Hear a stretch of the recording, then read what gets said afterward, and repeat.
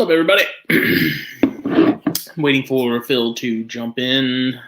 This is episode Ocho of Snakes and Stogies. I guess I'll wait for Phil to get here to talk about my pairing this eve. But it's not crazy watered down because I poured it too soon. This one we are going to kind of get into smuggling, not like smuggling as in like why we think it's good, but there was a recent thing in the Dark Frog world that we'll kind of get into recently that kind of had me thinking, so I figured it'd be a good topic for tonight. Sort of how smuggling can destroy but also save a species. Curious to get Phil's take on it. He's booting up right now. Should be here any minute. Sean's here. Phil said I have to restart the Mac. The mic and video wasn't working. So, should be interesting. Trying to currently decide if I should rip the audio from these and upload them to the THP SoundCloud, which would then take it and shoot it to iTunes and Spotify, Google Play. Now that we're 8 episodes deep, I kind of don't know. I want to do it, but I also at the same time I don't want to flood people's streams with Snakes and Stogies stuff. So I may end up uploading them slowly over time until I'm caught up. Like maybe one every day until we can get it figured out. But there's no THP this week. Well, I think it's going to be Sunday, actually. I had some scheduling issues, and Jake had a doctor's appointment, which would have been tonight, actually, or today. So we're doing this. Sunday, we're going to make it happen earlier in the day before the Super Bowl. And Philippus is here. Go!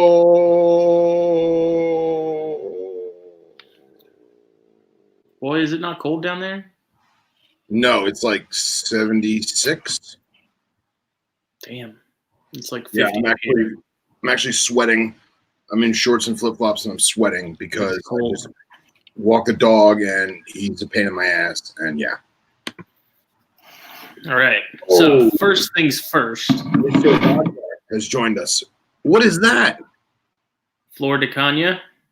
Beautiful. I haven't had it yet. So the Skip Martin, who's one of the owners of Romacraft, is constantly posting about this stuff. And so I was like, I'm going to try it out. Got it at my local liquor store. This is the 7 year. It's like $25 a bottle. It's not anything too crazy. Good. But it's a rum, but it's not spiced rum. It's not like Zaya where it has that sort of really sweet vanilla note to it. Right. It's kind of very straightforward. Like if rum were a whiskey, this would be it. Nice. It's odd. It's very strange. It's Nicaraguan, so I'm sure that plays a part into why Skip likes it so much. So I'm going to pair it with this LFD Chapter 2. Beautiful. Which is a Colorado. I figured usually, so I get this question a lot, getting into cigar talk straight away. Right. People ask, they get a cigar and they're like, what liquor should I pair this with? Or what whiskey in particular goes well with this? And the answer to pairing cigars is whatever pairing works for you. It's true. But, asterisk, disclaimer, typically my general rule is I don't want the color of the cigar to be darker or lighter than what I'm drinking it with. So I want them to kind of match color-wise. Like if it's something really dark, like if you're drinking the Kraken, which is a spiced rum, right. That would probably go really well with a really dark broadleaf Maduro.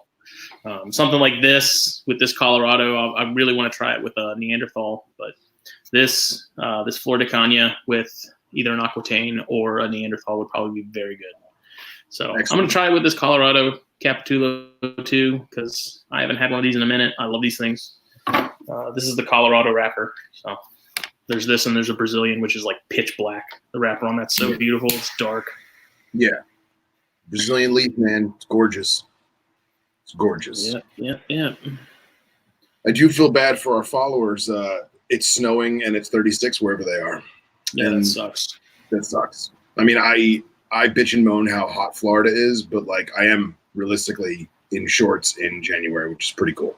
See, I like the cold. I just don't like snow. Like I draw the line at snow. I love snow. I don't like working in it. I don't think you can find anywhere on the planet where it's going to be cold but not snow. If that makes sense. Brandon's mind is blown. Blown. Yeah, I mean, if you're gonna do something like a light Scotch, you're gonna do like a light Connecticut. You don't want to do anything like you don't want a cigar that's so strong that's gonna overpower like a light Scotch, right. To where you're not really gonna taste. You want them to complement each other. You want them to do the dance. Yeah, of course. And what's funny is now that we're jumping into this pairings talk, so it is basically known that if you're a gin drinker, you don't pair gin with smokes. You just don't. Something about the juniper overpowers the tobacco. That's a hard liquor to work with, period, man. That doesn't go well with much of anything, Now, I am a gin drinker. Mm-hmm. I enjoy my gin. I like several different types of gin. I have found that with a Habano wrap or even a Connecticut, if I do for example, not to sound like a bougie son of a bitch, but if I do a Monkey 47 with no mixer, it complements very well for me. I mean, I am a gin drinker. My dad yells at me. He goes, "I don't know how you drink those pine needles." But it's just an odd liquor, man. It's an acquired taste. Mm-hmm. It's just strange. It is. Now you can never go wrong with a bourbon. You can never go wrong with a rye or a Scotch. But like you said, the color's got to blend, and I'm not gonna do something light and airy, or even like for example, Javas. I love Javas. I know they're flavored, but I don't see that going well with anything. But I'll do a Java and like a Woodford Reserve, and I'm content. I'm smitten. I am. Actually, my best pairing, and it could have been because I had imbibed several glasses prior, but I recently have been doing a lot of the Woodford Reserve double oaked, and I did a double oaked with a 1964 Padron, and that was the best after dinner combo ever. That was it. I mean, it's really wild just how many more flavors you get out of cigars when you do that too. Yeah, but it's really strange. You and I are in full agreement. Nothing beats black coffee. Yes, black coffee will always be my number one pairing of choice. Like with cigars, black coffee. It's a palate cleanser. It it just cleans your palate out, so you're getting more flavors out of the cigar. I will say though, second to black coffee is that rum I was talking about called Zaya, Zaya. Yeah. I have purposefully and really tried to find a cigar that would not go well with, and it does not exist. Really? That rum makes every damn cigar I've had stellar. Excellent. It's so good, and it's cheap. It's like $30 a bottle. It's an aged rum, so it's not spiced or anything, but it has it's sweet. It's got a lot of vanilla to it, and for whatever reason, when you pair it with cigars, it doesn't matter what it is just absolutely phenomenal. I got to do it. I got to try it. I still have like a whole box of Cohiba number 5s, right? The Maduro number 5s. And I actually have an unopened bottle of Havana Club that was brought back by one of my friends. And not to jump on the Cuban bandwagon, you and I have had this talk about how Cuban smokes are great, but they're nowhere near the monumental thing that everyone makes them out to be. But I'm dying to bust open that bottle of rum with those number 5s and just really see if it's what everyone's screaming about. Could be. Yep. This is. I let this sit too long before I started drinking. It's really watered down. Oh, it's all right. You got another glass coming. So I opened up the box of Envies, right? And so that's what we're smoking tonight. Intemperance Envy. It's a great size. I smoke those a lot. So I wasn't paying attention, and I thought it was more of a Toro size. And no, they're like Parejo. Yeah, and I'm happy with it. Maybe not for tonight. I may have to smoke 2 tonight just because it is kind of stubby. But hands down, I'm not a torpedo guy, but Roma torpedoes, man, they cut phenomenal. They smoke phenomenal. So this is one of the chisels. Have you seen the LFD chisel stuff where they have like the tapered end? Yeah, this is one. It's almost box pressed just in the tip. Yeah. I like that. It morphs into. I wish I had not cut it beforehand, but so people could see. It's very odd. It comes into like a wedge, but a chisel. The chisel stuff is crazy popular. Like I have people who literally come in looking just for LFDs with a chisel. Yeah. And I'm like, I got these, and they're like, oh, that's too much. That's too strong. It's too big.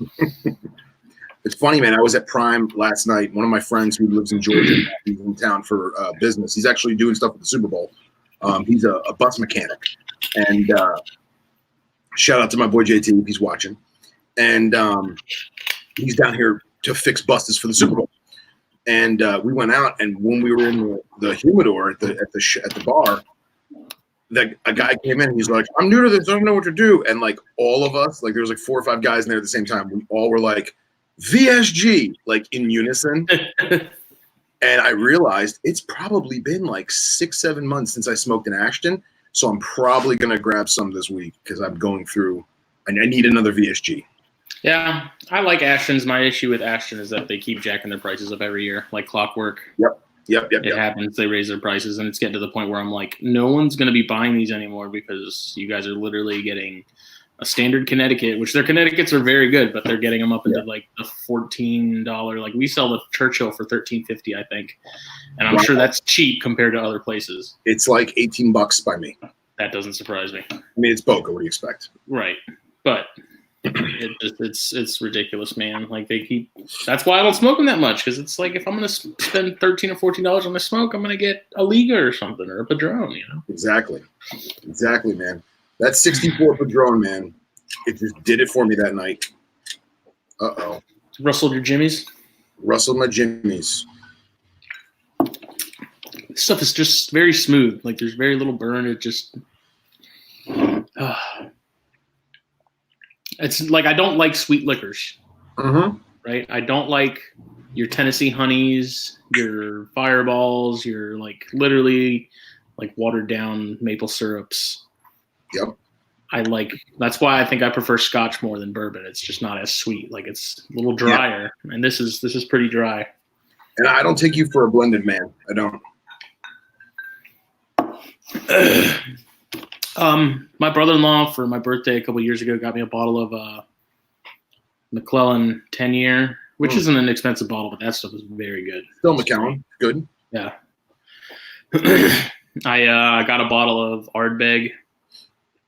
Good. I drank some of that too much one Christmas, and so now if I smell it, I'm just like, oh my god, it's liquid smoke, man. It's that it's an Islay, so it's really peaty. Oh yeah, overly peaty. It's like liquid smoke for real, and so it's too much. Mm-hmm. And like I said, I just went too hard on it one Christmas party, and never again. That'll happen. But like I was saying before you jumped on, what we were going to talk about tonight was smuggling, how it can save a species, how it can destroy a species, that fine line. And I'll give you sort of the context of why I wanted to talk about this. So if you're in any of the poison dart frog groups, a guy out in Nevada, I mean, I'm not going to name names because I don't know. It probably wouldn't matter, but just for the sake of disclosure or non-disclosure. So there's a breeder out in Nevada. He got in, it looked like a fairly good amount of Dendrobates tinctorius. It's the Tumamakwe, or I forget how you exactly pronounce it. It's a beautiful. And those, like, no one that I know of, and granted, I could be out of the loop, and someone could have gotten them at some point. Let me look it up. Tumukumake is I believe how they're pronounced. They're probably the coolest looking dart frog in the world. I'm not even gonna lie. I want some so damn bad. Any of the tinks, man, are awesome. Yeah, but these, like, I mean, look at that. Look at that. That's crazy. So they're native to Brazil. Right. And as you know, or most people probably know, anything that comes out of Brazil is pretty much a no-go in terms of import and export. Yep. And so this guy posted pictures of this big group of these tanks that he got in. And of course, everyone started not everyone. A handful of people started freaking out and were like, you're not supposed to have those. I need to, there was like one guy in particular who was like, I want to see your documentation that you got these legally. Like he was, for whatever reason, the police of course, this. And, it was kind of funny because the guy that brought him in, he didn't pipe up and say a word in the entire thread. Good. He was like, whatever. He seems like a pretty quiet guy to begin with. But so all these people started freaking out, and they're like, this is horrible. This is a crime. This is illegal. La la la la.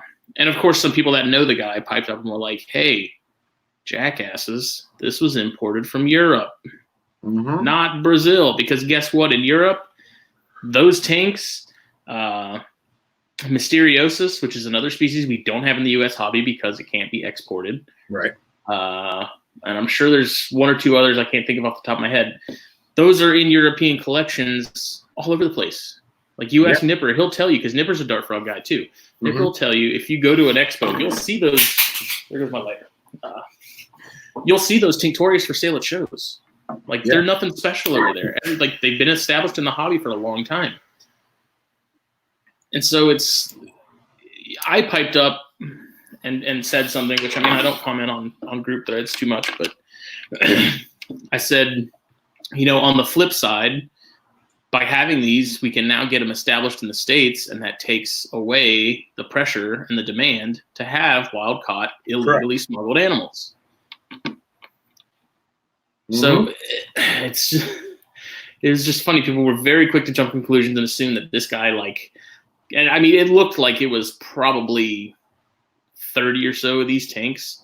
Okay. It was a lot. And so I was like, you really think this dude went through all the trouble to get someone to catch all these, ship them to him, somehow get them through customs, somehow get them past everybody? And it was ridiculous. I think they ended up actually deleting the thread entirely because it just turned into such a dumpster fire. Oh yeah. Real quick. And here's the kicker too. If I'm saving my shekels to buy some amazing product or animals, buying some amazing specimens from Europe, I'm not going to pay all that money to get 3 or 4 of them. No. Right. I'm going to spend the money and make that $2,000 shipment worth it. That's why I'm going to have 30 of them. Yeah, no. And this is great because this is a species that I'm bummed hasn't been in the hobby. And like I said, it may have at one point or another, and it just isn't anymore because whoever was doing something with them, maybe they disappeared, they sold off stuff, whatever. But yes, were those animals that, the original breeding stock that those animals were derived from in Europe, however many years ago, were those illegally smuggled into Europe? Yes. I can probably say that without a doubt that they were, unless they were some sort of zoo stock, which I doubt they'd be letting that go into the general public because they're not that common. Right. Or at least they weren't at one point, because there was a point where they weren't in Europe. Yeah. So it's kind of or, not to cut you off, but no, go ahead. There's a lot of species that it wasn't that they were smuggled, it was that 30 years ago, nobody cared. That too. Like Australia. There's a point in time where no one cared what came and went into Australia. Yep. But go on, I'm sorry. So, those original animals were probably smuggled. It was very likely. I wouldn't be surprised. I don't think they've been in Europe that long. By saying that long, it's probably been within the last, if I had to guess, probably 20 years that they came in. I'm not sure. So I guess it is, if you look at it that way, it's they're in the hobby by less than ideal means. But now that they're established, there's no need for smugglers to go and catch them and ship them out. Right. So it's by doing what destroys a species, did we in fact save a species? Because now wild animals aren't being taken out of that population and populations aren't being extirpated. in areas, so it's like, is it such a bad thing? Because, I mean, he has enough frogs now in the States to where in a few years, those things will not be hard to get. Like, people will have those. Yeah. And that's like anything from Brazil, from what I've heard. I've talked to some people I've talked to Nipper actually specifically about that species or that group of tinks. And some other people were telling me, that government, Fish and Wildlife, whoever finds out that you have those, like, they will literally come busting down doors. Mm-hmm. Like, apparently Brazil stuff is like, they don't play. Brazil and Australia right now, 2 hardest countries to get anything out of. Mm-hmm. Fact. Now, what's funny is we mentioned Brazil. Is I actually have a very good friend of mine. I'm not going to bring it up for obvious reasons, but him and a couple other people have property in Brazil, a lot of property, and they have licenses to export certain animals. Not dart frogs, not really anything that we would want to play with, reptiles and stuff, but in terms of native plants, some birds, fish, they have a lot of land. Almost all of it is zoned for agriculture, despite it being almost all Amazonian type jungle. And that's because, excuse me, they have area that they farm, with cattle and crops and stuff. But they also have a lot of farm area that's jungle, and they leave it like that because of all the native species that are there. Mm-hmm. Now, excuse me, if he wanted to export any of those reptiles, providing it wasn't something that was critically endangered, he very well could on legitimate paperwork. And U.S. Fish and Wildlife, both in the United States and Brazil, would say, okay, looks good. Send it out. Thank you for paying your dues in our licenses and fees, right? Mm-hmm. And I'll say this, he's done it copious amounts of times, legitimately. Now, are these animals wild caught? Yeah. Are they farmed? Sure. A lot of them are farmed as well. But at the same time, he's been accused of smuggling, and he doesn't show them the paperwork. He's shown me just because it's cool, the fascinating aspect of it, right? But people jump on him and they're like, dude, those are illegal, blah, blah, blah. Where'd you get them? And it's like, yeah, because I stuffed all these adult tortoises in my luggage, right? Come on. In my pants. Yeah, exactly. Because I walked them across the border in a duffel bag. Thanks a lot.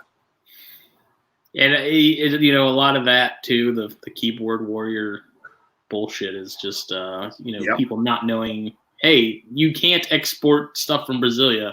I'm thinking of CAO Brazilias.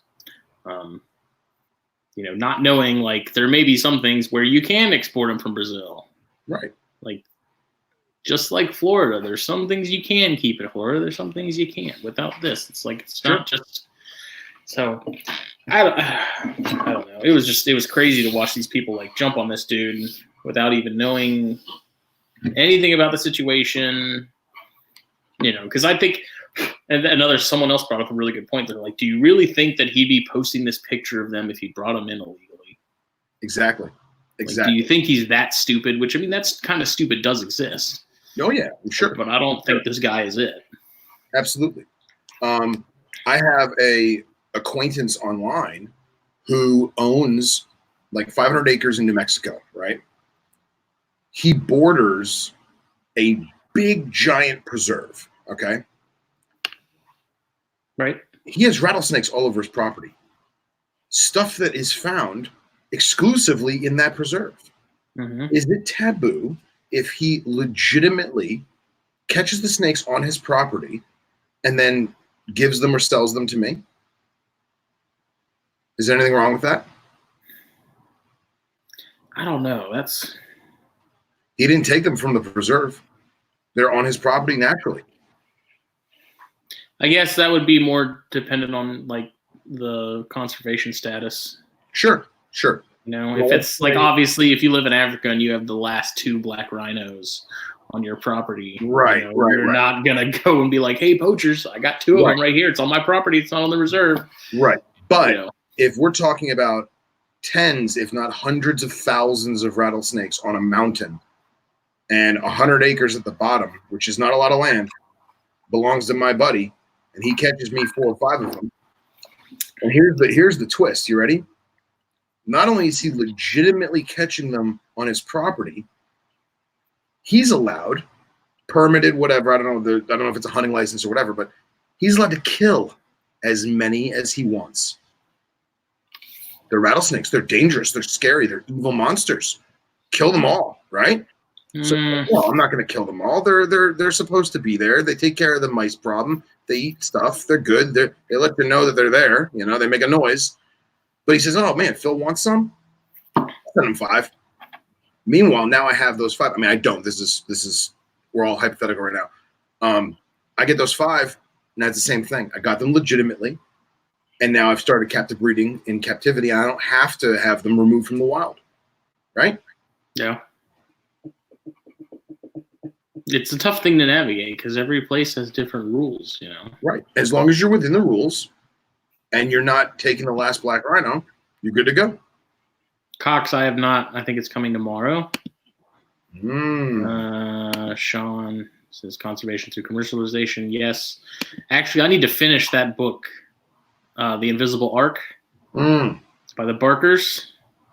Did I tell you about that? I got a used copy off Amazon. I paid like $5 for it. Nice. I got it, and it's signed. Who's better than you? I opened it up, and I was like, no way. That's it. And then I had somebody who was like, hey, man, can I borrow it? I was like, hell no, dude. This thing's staying with me. And Brennan said, I can understand the thought behind policing ourselves, but when someone goes off on someone half-cocked, they just hurt reputations and make the hobby look bad anyway, which they want to avoid. You're correct. Correct. Now, let's talk about going back to legitimate smuggling, because we kind of segued off into God, I don't even want to call it that. Okay, so we segued onto legitimately removing from an area, whether it be farmed or captive bred or whatever, through legal means. Now let's go back to legitimate smuggling to increase captive populations so that they don't have to be smuggled. Right? That was the initial conversation, or no? Yeah. And, you know, to me, it seems like it would be as simple as a legitimate business or person saying, you know, going to the government of that their municipality, that country, that county, whatever, and saying, look, like presenting some data that says, here's what's being smuggled, what we think is being smuggled, you know, annually with this species. Basically, what I want to do is get X amount, take them back, and breed them, and then within the next, if it was dart frogs, let's say 2 years, they'll start being established in the hobby, and then that will therefore obliterate the demand for any sort of species like that. Right. It doesn't seem that unreasonable to me, for a government to be like, okay, but, you know, under the condition that it's just you, it's not you and your, you know, you got your 5 buddies coming along and they're taking 30 of these things too, or however many. Right. I don't see why that's necessarily an issue. But at the same time, I understand if you give people, a lot of people, you give them an inch, they'll take a mile. So what's to say, like, yeah, I'm taking 30, and then you come to find that they actually took like 100. Absolutely. Now let's go a step further. Let's go into the shady dirtbag legitimate smuggler who's a bad guy, who is doing it for monetary gain and unknowingly stocking the captive pool. So now his need is not even there. He made some quick money to get what he had to get, and now he doesn't do it anymore because of the burned himself on his own business. I wouldn't say burned himself, but he did it unknowingly. He didn't do it on purpose. He wasn't like, I'm gonna fuel this pet trade with endangered species so that they don't take them from the wild. No, he wanted to make a buck, and unknowingly did it. That's what I'm saying. Is he burned himself without even realizing it. Now, who's to say that people still won't buy his smuggled stuff? Of course they will. But it's not going to be as desirable as the captive bred stuff, most definitely. I'm going to tell a story that, to the best of my knowledge, is completely true. And I'm going to probably piss off some people if they actually watch it. But there was a gentleman who happened to live in an island nation in the South Pacific where they have really, really cool green geckos, if you catch my drift. China. Absolutely. No coronavirus. Russia? Yes, they're snow geckos, yes. So he happens to live there, happens to have some land, happens to have these green geckos all over his property. Also happens to have a brother that lives in the Southeast US. And he manages to get 15 or 20 of these geckos from his backyard to the Southeast US. Sells Weird. them for, crazy, right? Sells them for an exuberant amount of money.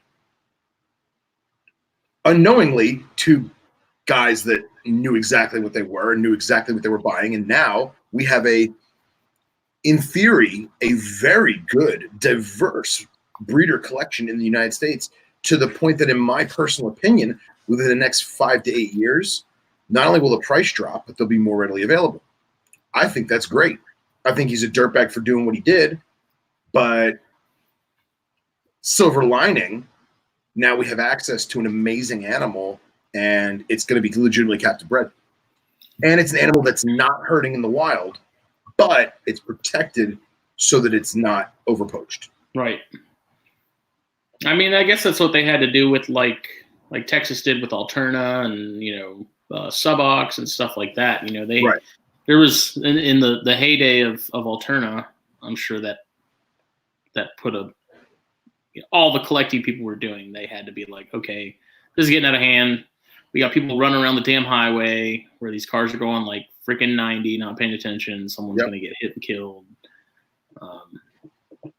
You know what I find really goofy though is like Australia. If you see, like you can't move roadkill and stuff apparently. Right. Like, even if it'll save wildlife from being hit by another car. Right, but all of our friends, they do it anyway. But I think, is it the Complete Suboc? I'm reading the Complete Suboc right now, and I'm trying to figure out if it was this book that was talking about it or not. But they talked about sort of the reasons that the laws in Texas are what they are, and they talked about, not moving roadkill because I guess scientists researchers do cruise. Yeah. And sometimes they'll find a species that they haven't seen in that area before or they haven't seen before. And if someone had moved that or, whatever, they may not have found it. So from that angle, I do get it. But right, but I feel like that's super slim numbers. Man. Oh yeah, I mean, especially like Texas. Like, is there really anything in Texas we haven't found? Well, are we still looking for chupacabras? No, I mean, not even that. Texas is obviously huge, but the odds that the researchers, which are way less than herpers, are going to stumble across that, it's almost better off to hop on iNaturalist and say, hey, I just moved this chupacabra off the road. Here's the pinpoint of where I got it. Here's a picture of it. Oh, 6 more people on iNaturalist have verified that species is Chupacabras giganteus. And now the researchers go, oh, well, crap, we've been driving around on these back roads in West Texas for 15 years. We've never seen one. Somebody found it on iNaturalist. Now we know where to go look. I think it's great. I'd go on iNaturalist, especially if you go and you look at Baird's rats. Oh, yeah? Like looking at all the different Baird's rats that people find and stuff and just the different looks of the different localities and stuff is pretty cool. I love going on iNaturalist and looking at foreign countries and seeing where some of my species are so I can try and emulate their enclosure. I mean, I'm not like hardcore enclosure setup guy, but I can dream still. You know what I mean? I also had some friends that were traveling abroad and, for example, I had a friend that just went to Israel and she's a herper. And I was like, hey, are you on iNaturalist? Are you seeing where your hotel is? You know what I'm saying? And she's like, oh my God, I didn't even think of that. That's so amazing. And I'm like, yeah. Phil, you're my hero. Yeah, oh my God, yeah. I'm going to go to Israel and catch Walternesia. I'm like, okay. So we look at the hotel and there's nothing at her hotel. But 8 minutes away, out in the field, there's a ton of shit. Now, like Pokemon. Yeah, it's like Pokemon Go, right? So, I mean, I think it's great. I also know a lot of herpers hate iNaturalist because that's how your spot gets poached. You know? Then don't put it on iNaturalist and just tell the people you trust. That seems like a pretty simple solution. Exactly. That kind of seems like the thing of like, man, I really want to brag about finding this here, but I also don't want to post it because I don't want other people to go and find it so they can brag about it too. Right, exactly. Well, that's just our egos, you know? And speaking of egos, I find that the guys that get butthurt about, did you get that legally? Do you have proper documentation? Are there pedigree paperwork? They're just jealous, man. They're just jealous or they're envious. You know what I'm saying? See, I didn't feel that at all when I saw those tinks. I was like, sweet, that means in a few years I might be able to actually get my hands on some. Mm-hmm. You got it. It's because that falls right into the same sort of formulas like the morph race. Like, yeah, morph's worth $2,000 today, but guess what? In a year it'll be worth 400. Right. You know, it's like the really volatile stock market. Mm-hmm.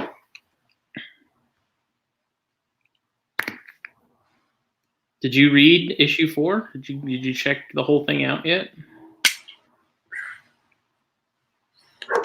So, because issue 4 of the magazine just dropped 2 days ago, in case anyone is wondering. Yes, it did. I read like a paragraph or two of each article when I was taking a break at work. I haven't had a chance to sit down on my computer and actually like read the magazine. I think it looked phenomenal. I loved your new layout style and adding a little pizzazz to it. I thought it was I was like, why am I not, like yours specifically, that's when I first started kind of playing with it. I was like, why am I not doing this more? Love it. Making things so much more like interesting and. Well, dude, the magazine's gorgeous. I mean, and I'm not just saying that because I help in it. Like, the magazine's beautiful. Like, you and Billy are doing a friggin' amazing job. But like you adding like the little heart rate monitor, the hot, yeah, and the like and the flaming letters, like that was just awesome, man. Like the little clip arts you used in your PowerPoints, of course, the 5th grade. Yep. And I tell you, I'm a huge fan of your sponsors layout and your ad layouts. I know how hard it is to choreograph that and make it not look like it's just a book of advertisements. And I love how you do it, where you have, whether it be full page or partial page or whatever. I also love your last page where it's coming next issue. That's phenomenal, man. That's the and it's kind of funny because I changed that because there's been the last 2 issues now. I put in like next issue, and I put articles that I'm planning on having in the next issue, but then for whatever reason I get like a half an article and the person doesn't get it to me, or like the Baird's article I was planning to do for that issue. I was like, with all the Carpet Fest stuff and whatnot, I was like, I don't have time to do this right now. It's going to have to get moved. And so like, then I just went to Billy. I was like, look, let's just change it to upcoming or coming up, whatever. Yeah. Because that way, if something happens, it's not really holding us to the next issue thing. Not that I'm saying there's people that are looking at that last page and then the next issue comes out and they're like, where's the article you talked about last month that you said was coming? Where is it? Yeah, I get that. We want it. Yeah. But yeah, it just kind of takes the pressure off us a little bit in case anything happens. That's kind of the name of the game with the magazine thing, is like, leave yourself some wiggle room because things are not going to be fitting into places as tightly as you plan for them to ever. Of course. But you're doing a hell of a job, man. I love it. But the advertiser thing, yeah, that changed a lot because the first three issues, I just basically put in a bunch of ads for friends as placeholders, and that way I had something to show real advertisers, hey, design-wise, this is what I can do. Mm-hmm. But now that Reptiles Express is actually a legitimate sponsor on a month-to-month basis, I had to get rid of all those pretty much, just because it'd be kind of screwed up to like charge them and then just be like, yeah, these people get a free full page ad. Right. Reptiles Express, whatever, thanks for the money, whatever. It's not like that. So as soon as that happened, I pretty much cut them all out. But I've been aggressively, well, I won't say aggressively, I've been actively emailing other people trying to get more advertisers on board. Cool. So I'm hopefully some of those come to fruition. I hate doing ad sales. I did that at the magazine job before, and it sucked. Yeah, but now at the same time, you're not reaching out doing ad sales and cold calls. You're talking to people that you already know in our.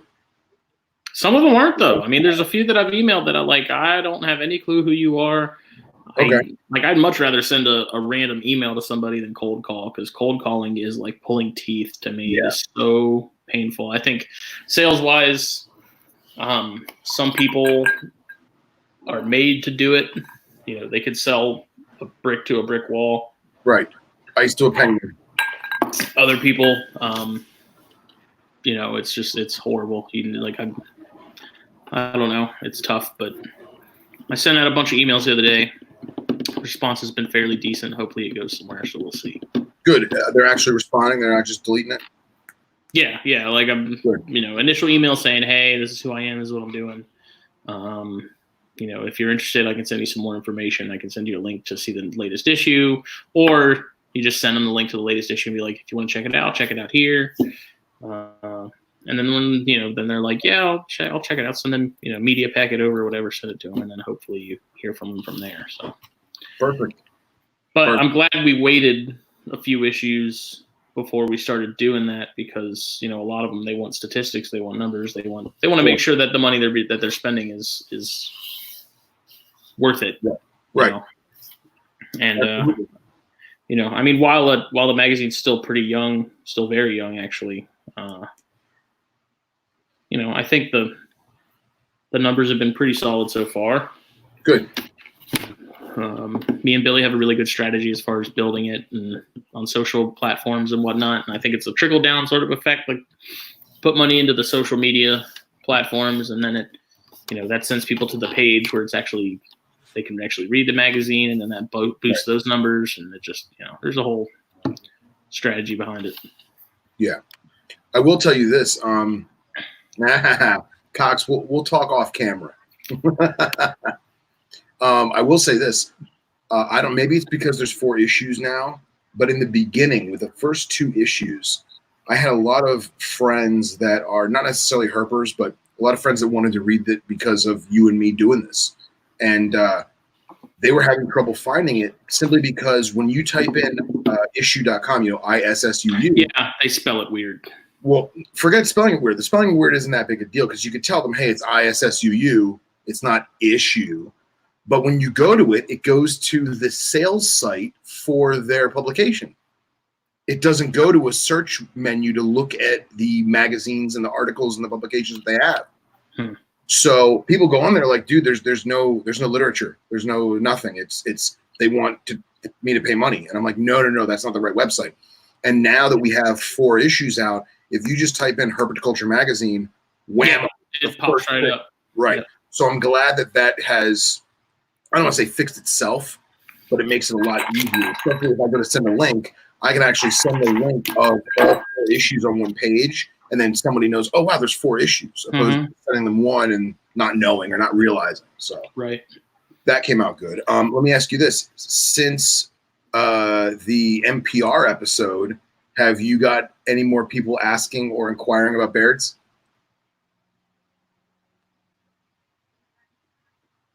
I had one or two people message me, and they were like, one of them is actually a good friend with my buddy Joel, who bought a carpet from me a while back. And he was like, all this talk of Baird's has me really looking at them hard. Yeah. So I was like, then my job is done. Just got to get that Pantherophis foot in the door. That's all I need. That's it. What's the species name? Pantherophis bairdi. Oh. Yeah. Yeah. But I started on the article on those today. That's going to be in the next issue. I'm planning on it to be fairly in depth. I'm not going to break down the different counties and what they look like and all that, because that's just exhausting. It's a bit much for this. It is. But I mean, I do I've kind of just started on the first page, which just kind of talks about the background of them, like where they're from, what their habitat's like, and then basically going into how that translates over to how I keep them, and then why people should be paying attention to them. I took my Nikon and took some really good pictures of my animals. I need to get some better ones, because there's a few that are a little blown out exposure wise. Okay. But I mean, I'm doing it, man. I'm gonna put them on the map. Yeah, you are. You're already doing it, man. Look, Brennan wants one. They're awesome. And Eric and Owen were like, "Oh yeah, you're gonna corner the market." I was like, "I don't even want to corner the market." I was like, "I just love these things, man." Yeah, you just want to build exposure. You just want to build exposure. It's incredible, and I talk about it in the article. Like, it's amazing that there's so many people that are like, "I don't even know what a Baird's rat is." And it's literally right here in our own backyard in the States. Forgive me for not remembering. It's Chris from Dark Horse. Mm-hmm. Dude, his fox snakes, man. His fox snakes are just slapping me in the face. And I'm like, no, I don't want any more colubrids. I don't want any more colubrids. And I see those things. And I'm like, oh my God. It's like Canadian liquid sex. It's amazing. Baird's King of the South. That's right. So, all right. So going back to the magazine, obviously it's only been 2 days, so you don't have the numbers for that. But I do. Back, oh, you do? Okay. Are they, excuse me, are they numbers that you'd want to even think about because it's only been 2 days? Do you wait a full 7 days before you really get an idea of what's what? No, I mean, I'm pretty much looking at them constantly. Okay. Like, and then I check them every day. The first day I looked and it was only at like 52. Like overnight, it was like 52. So I was kind of like, well, shit. I was going to bring that up. But I checked it today. Yeah. And it went from 52, looking at it now, to 493. All right. And meanwhile, I'm stupid. I'm looking at Chris P, not thinking or realizing that that's Chris. Yeah, that's Chris. He's. Oh my God! Sorry, man. I'm sorry. He was on. I thought. Well, I don't know if were you with me when he was. I think there was a night where you couldn't come on, and so I had Chris. Yeah. He's a Badlands hurt. Yeah, that's why I feel stupid right now, and I feel like super embarrassed because like I talked to the guy, he's right there, and now I feel like an idiot. Sorry, dude.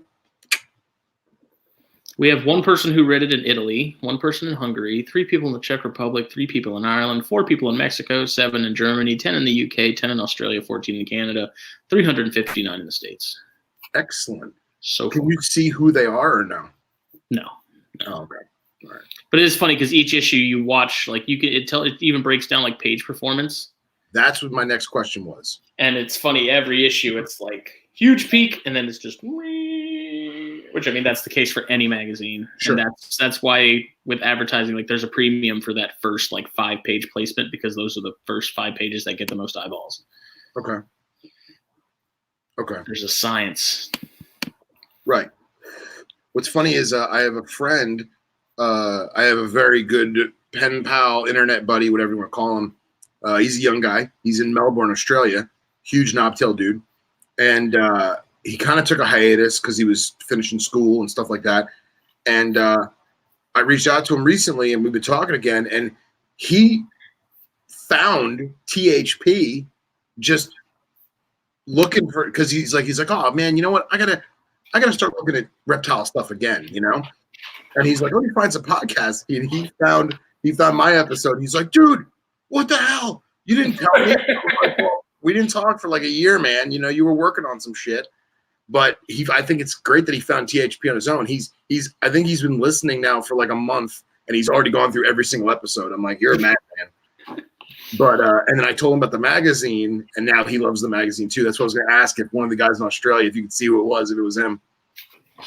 Yeah, I mean that was just on the 4th issue. This is saying overall, Australia's at 19, but that might be 19. Just no, yeah. I don't know. I was also going to ask, bombarding you with statistical questions. So if I go to, let's say you post on Instagram, right, on the Palmetto Coast Exotics page, I click the link to the ISSUU, and I look at it and I make it full screen, but I don't download it. Does that still count as read or no? Probably. I think it's anytime you open it up, period. Okay, cool. All right, cool. Because I was thinking about that. All-time statistics for all 4 issues, we're at 4,433. All right. Which I'm pretty. I mean, that's like 1,000 an issue, give or take. So yeah, I'm loving it. It's great, man. Hey, Brennan found it through the ControCast. Yeah. So now, when was the last time I did one of those episodes? That was a minute ago. About a month, right? I don't know. It wasn't Natouche. It was after that, right? Right. You had one after Natouche?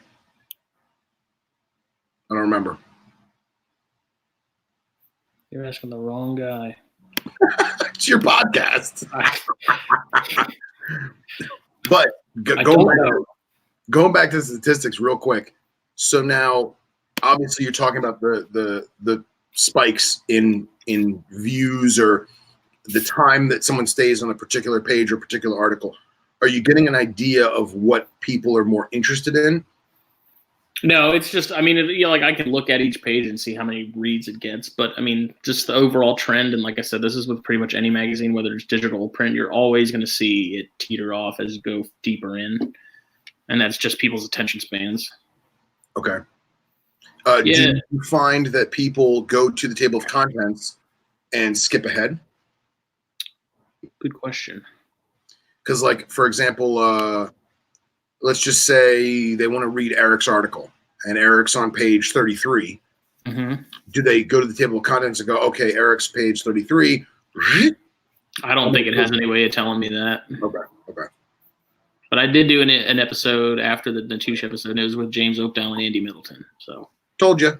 I'm your biggest fan. Dude, it's just like ControCast has taken a back seat to pretty much everything else currently because it's just it was never meant to be like a main thing. It was meant to be like when I get around to it, but now it's getting to the point to where it's kind of like GTP Keeper Radio, where I'm putting out an episode like once a quarter. And so ramp it up a little bit. I've been too busy with Carpet Fest stuff. That's been the big thing, is getting out from under this Carpet Fest auction. Next week it'll all be good. Dude, I can't wait. Like I said last episode, like I'm getting there and I ain't doing shit. Smoking intemperances. I've done my time. But I mean, I will say, as far as THP goes, we're at 45,500 plays overall. Excellent. Pretty cool. Love it. It's awesome, man. You guys work hard for that shit. I love it.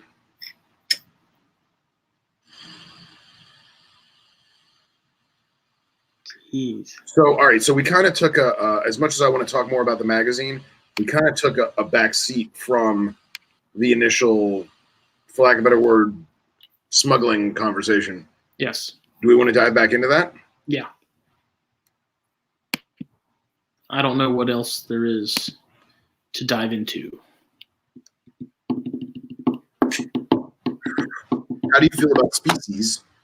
How do you feel about species that were in danger or threatened?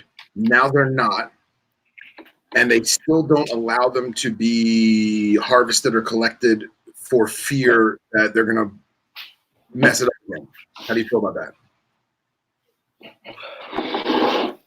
I think it's a little bit of a slipperier slope than what we talked about previously, like previous scenarios. Right. But if you're going to do it, that's probably the time to do it. Before something else happens. Right.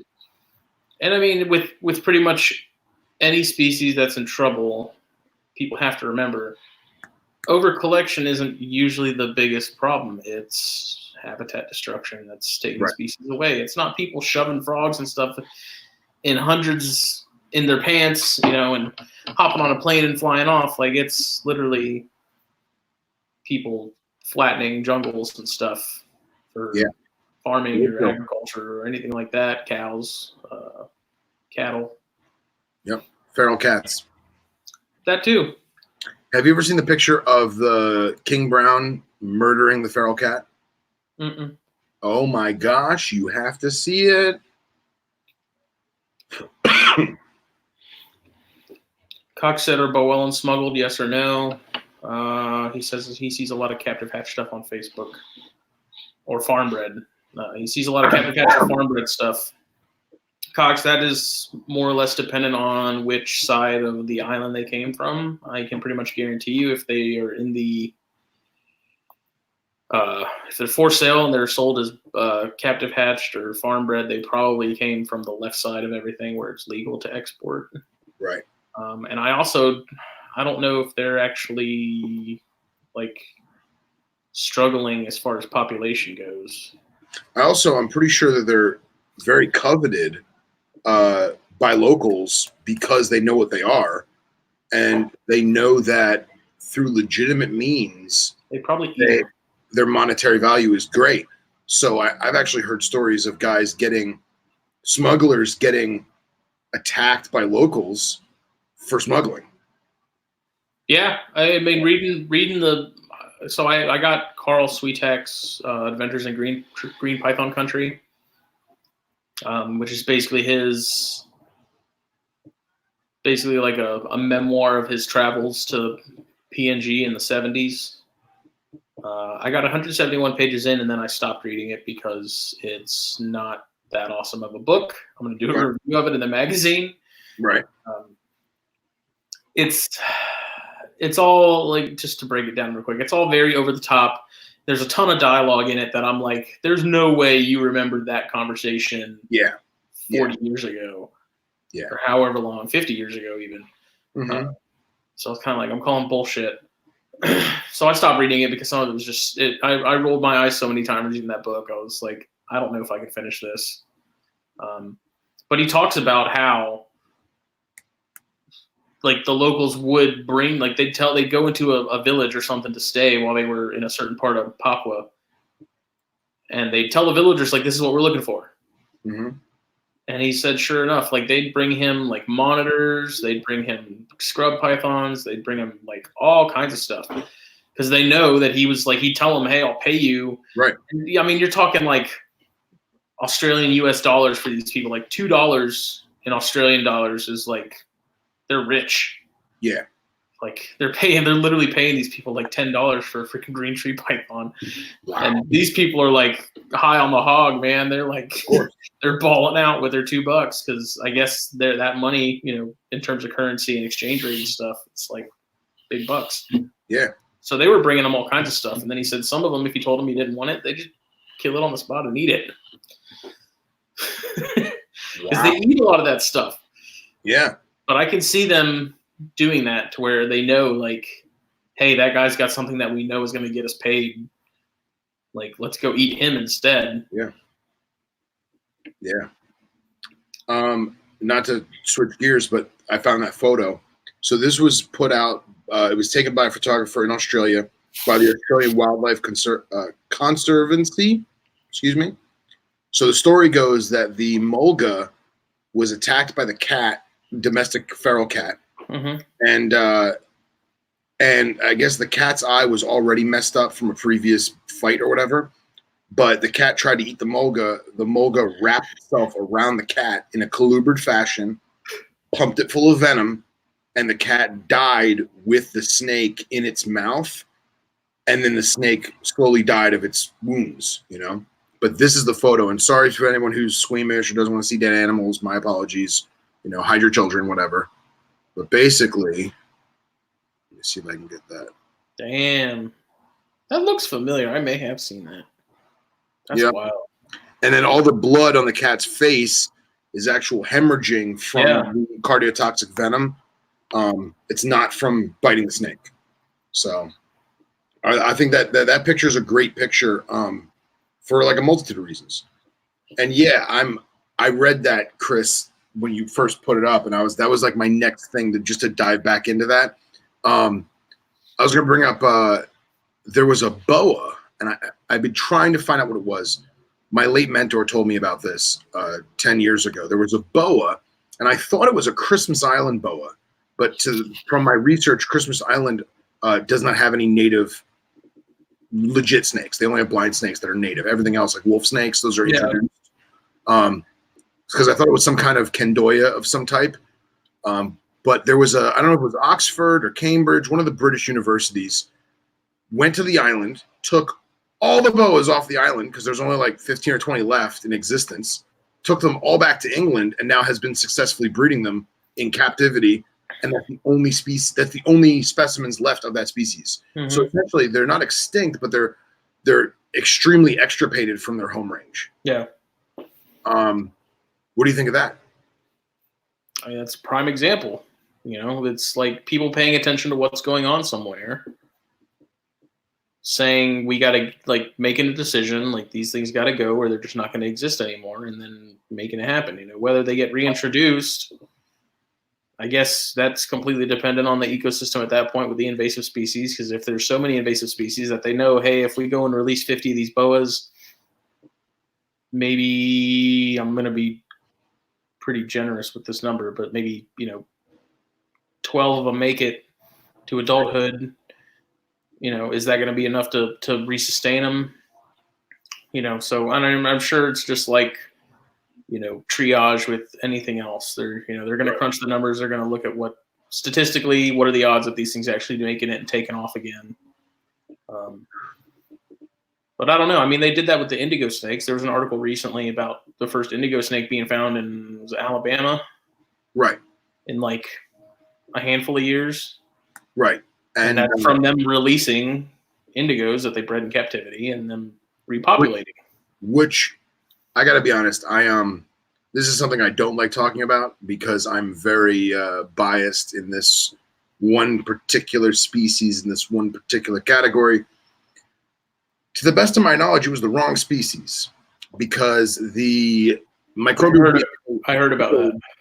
The microbial DNA pulled from museum collection specimen of the Alabama locality of Dramarcon is completely different. And from what I gathered, Auburn University wasn't too happy to find out that they let the wrong snake loose. I mean, is it better than no snake? Right. Absolutely. Is the other one physically able to be reconstructed? No, this is not Jurassic Park. But still, it ain't the same. What do you think about the whole, like, bringing back a woolly mammoth by inserting the DNA from woolly mammoth into, like, the embryo of a baby elephant and literally... I think the genome studies and the DNA education that we'll get from it will be breathtakingly amazing. I don't think it should be done. Although I would love to see a Jurassic Park type scenario where they make a dinosaur, I don't think it should be done. And it's tough. My thing with it is like those were pretty much. I mean, those actually survived pretty late considering everything else. Like those, they went extinct not that long ago in the grand scheme of time. Right. And so I was like, but at the same time, it wasn't really caused by us.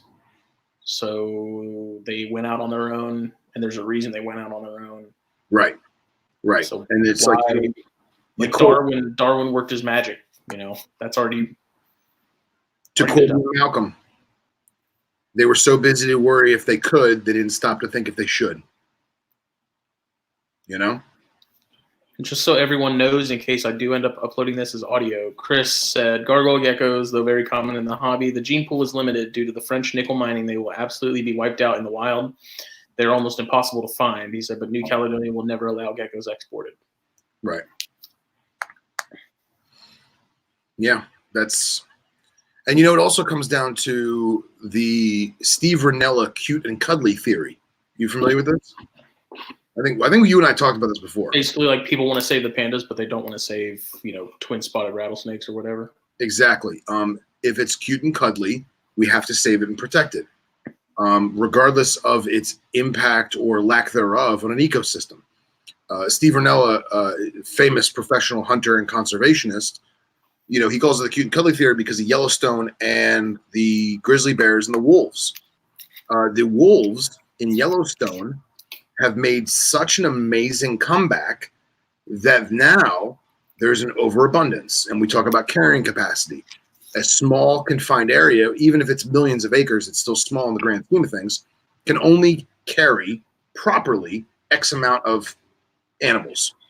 And now you notice that Nat Geo did a whole big thing about, we brought back the wolves and now the rivers are flowing and the foxes are hunting and the deer are making baby deer and Bambi's all adorable and spotted. But then again, now you have wolves leaving the park and taking down livestock. and becoming a menace. And now you have disease running rampant. And now you have an overabundance of predation to the point where the elk population, even though it was leveling itself out because of the predation and the grasses were growing back and the wildflowers were growing back, now you have too much and now you're losing elk. But because the wolves are cute and cuddly, saturated. We can't hunt them. We can't shoot them. We can't kill them. And that's the whole concept of wildlife management, is that if it's cute and cuddly, you can't kill it. You can't cull it. You can't fix the scenario. You know, it's pandas are a great example. Pandas are phenomenal. But Chinese alligators, nobody knows China even has alligators. Yeah. You know what I mean? They're not cute. They're not cuddly. I mean, I think they're cute. They're like little baby, little tiny little gators, you know. Their little short faces. Mm-hmm. Little stubby butts. Yeah, it's wild. It's something I actually kind of think about on a semi-regular basis. Like, you being in Florida, you know that when it starts warming up, we have sand gnats. Right. And they're everywhere, and they're annoying. And every time I start getting eaten alive, I'm like, why are you here? I literally can't think of any reason that you serve any sort of ecological purpose. You're just here. I mean, it does. I'm sure it does to some extent. But if you think about it, if all of the sand gnats disappeared tomorrow, what dominoes would we then see falling as a result of that? It would start with the microfauna, like spiders and stuff like that. It's right. You know, small fish. It's like kind of like the butterfly effect, I guess, in a sense. Yep. You know, it's. I think people lose sight of just how delicate a lot of ecosystems are, and you literally take one brick that's been there for millennia, you take that out, and it's like Jenga, except you never win. It's one of the bricks from the bottom every time. Yep. You know. Yep. Totally. And I'm not one to be like a tree hugging, hippie or anything like that. And, right. I think, but it's been shown. You take out one element of something, and it affects everything else. Right. You and I are very much on the same page, where we are both naturalists, we're both conservationists, but we also know that there's a certain point when things need to be left alone, or things need to be managed, or things need to be reevaluated. I mean, that's it. Everything has a stasis. You're right. You look at you yourself. You are not a hunter. It's not your thing. Totally respect it. I'll eat the hell out of some venison. Yeah, eat the hell out of it, right? But that's not your thing, and that's cool. Delicious. I don't want to kill it, but I'll eat it. That's fine. No judging, no nothing. And you look at something like the North American wild turkey, right? Wild turkeys. Great booze. What's that? It's great booze. Great booze. Great booze. Cox, where you at? Matthew McConaughey. All right. So, be a lot cooler if you did. It did. So, you look at wild turkeys. Come 1975, 76, they're extinct. They're almost completely extirpated from almost all their ranges. And at the time, we didn't even realize that there was multiple species. It's because of the Pilgrims and Thanksgiving. Yeah, exactly, right? And then you get an organization like the Wild Turkey Federation, who then pumps member dollars into food plots and hunting laws and conservation property, and they literally bring a species back from extinction. Alligators. Perfect example. Alligators. And here's a classic example. Diamondback terrapins. Alligators are no longer endangered. They're no longer threatened, but they're still protected. But they're still managed. You can still hunt them within reason. You can still eat them within reason. And I'm sure there's some that are for pet trade and skin trade and all that stuff too. But that's a classic example of how we fixed it and we work on it and we continue to keep it good and everything's honky-dory. But when you flat out say, no, you can't have this species because you can't touch it in the wild, but thousands and thousands of them die because of roadkill every day. Mm-hmm.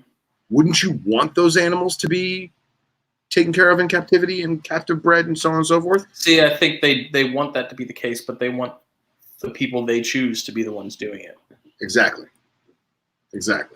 Like Todd, who works at Walmart or Walgreens or Huddle House, even though he may have like mastered the species and he may know more about them and keeping and breeding them than any like AZA official would. because you're not an AZA official. Why would we let you do that? Right. Meanwhile, going back to what we talked about a couple episodes ago, the AZA guidelines say that it must be X, Y, and Z spaced. And when you go to the zoo, it has this beautiful, lavish, giant enclosure. Meanwhile, what nobody knows is at nighttime, that animal gets shoved in a box because that's AZA approved. But I mean, that's kind of what's happening in South Carolina right now with the bill they're trying to pass. right. Like turtles are kind of the issue. Like it's not any secret, like we talked about, that South Carolina is a loophole state when it comes to that stuff. Right. But when they're like, oh, well, we want it to be every native species of reptile or amphibian, then it's like, really? Give an inch, like take a yellow rat snakes, black racers, green tree frogs. Mm-hmm. Like, you really worried about people over collecting those and shipping them to China? Yeah. It's like, get real. So, and I'm fine with a happy medium, like where there's a handful of guys up in Colombia, like hobbyists and all, that are in our camp, that have been doing a really good job of talking to DNR, SCDNR, which is Department of Natural Resources. And DNR has actually been very open-minded and very willing to listen to what the hobbyists have to say, because they're not hip to that stuff. They're not in the hobby. They don't know what's going on, like what morphs are and stuff like that. And so we are kind of getting to that point where we do have a happy medium. And if they pass the laws that they have right now, I wouldn't be necessarily opposed to it. Like I said before, my biggest fear is that they then say, oh, well, we passed this law, so now we can sneak this one in through the door, and now you can't own corn snakes or something. Give an inch, take a mile. That's what they exactly. do. Mm-hmm. Good night, Chris. So later this week, may I get on a soapbox for a minute? Do it. Hop up there, buddy. All right. You want the mic? 10 years ago. So this week, February 3rd to be exact, the state of Florida Fish and Wildlife Conservation Commission, the commissioners, not the people of Florida, but the commissioners, will be voting on a new law that basically bans the collection, the transportation, and possession of tegus and green iguanas. What people don't know is, and that sucks for all the people that love tegus and green iguanas in Florida, especially the breeders, the farmers, all that stuff. But attached to that is a rider that says it will also ban all of the reptiles of concern. Excuse me. Forgive me for my lack of nomenclature. The invasive species, right? No, the species that they deem the bad ones, right?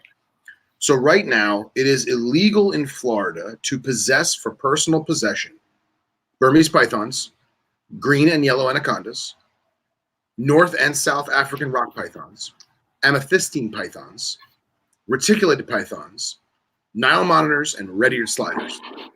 The brown tree snakes. What's that? Brown tree snakes. Not on the list. I mean, they are banned, but I think that was for different reasons. And this is where I'm going to get at. You ready? So, to possess those animals in Florida, the only way that you can do it now, as of 2020 or 2019, is to have a Class 3 seller's license, which allows you to buy and sell reptiles in a business fashion, as well as breed them for a business fashion. You have to have that license, or have the same license designed for education. Now, let's say you want to go the educational route. If you want to do the educational route, you have to provide Fish and Wildlife with a scheduled list of every single event that you'll be educating at.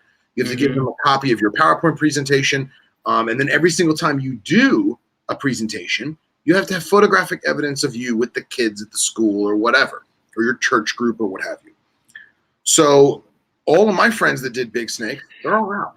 And that's the state's way of basically pushing us and squeezing us out. Now, I have the license to sell. Now, I put my renewal in September. Normally, it's about 2.5, 3 months to get my license back. I still haven't gotten it back. So in the beginning of December, I got a phone call from a very lovely young woman on the phone who works for Fish and Wildlife. I'm assuming she's a college student who's probably some biologist doing paperwork. Interning or something. Interning, right. And she asked me to write a formal email stating my intentions for my application for my license. So I called her up and I said, hey, listen, this is not an application. This is a renewal. I've had this license for many years. And what exactly is the license that I'm applying for? And on the phone, she says, this is the Class 3 license to buy and sell reptiles. I said, really? So what do you think my intentions are?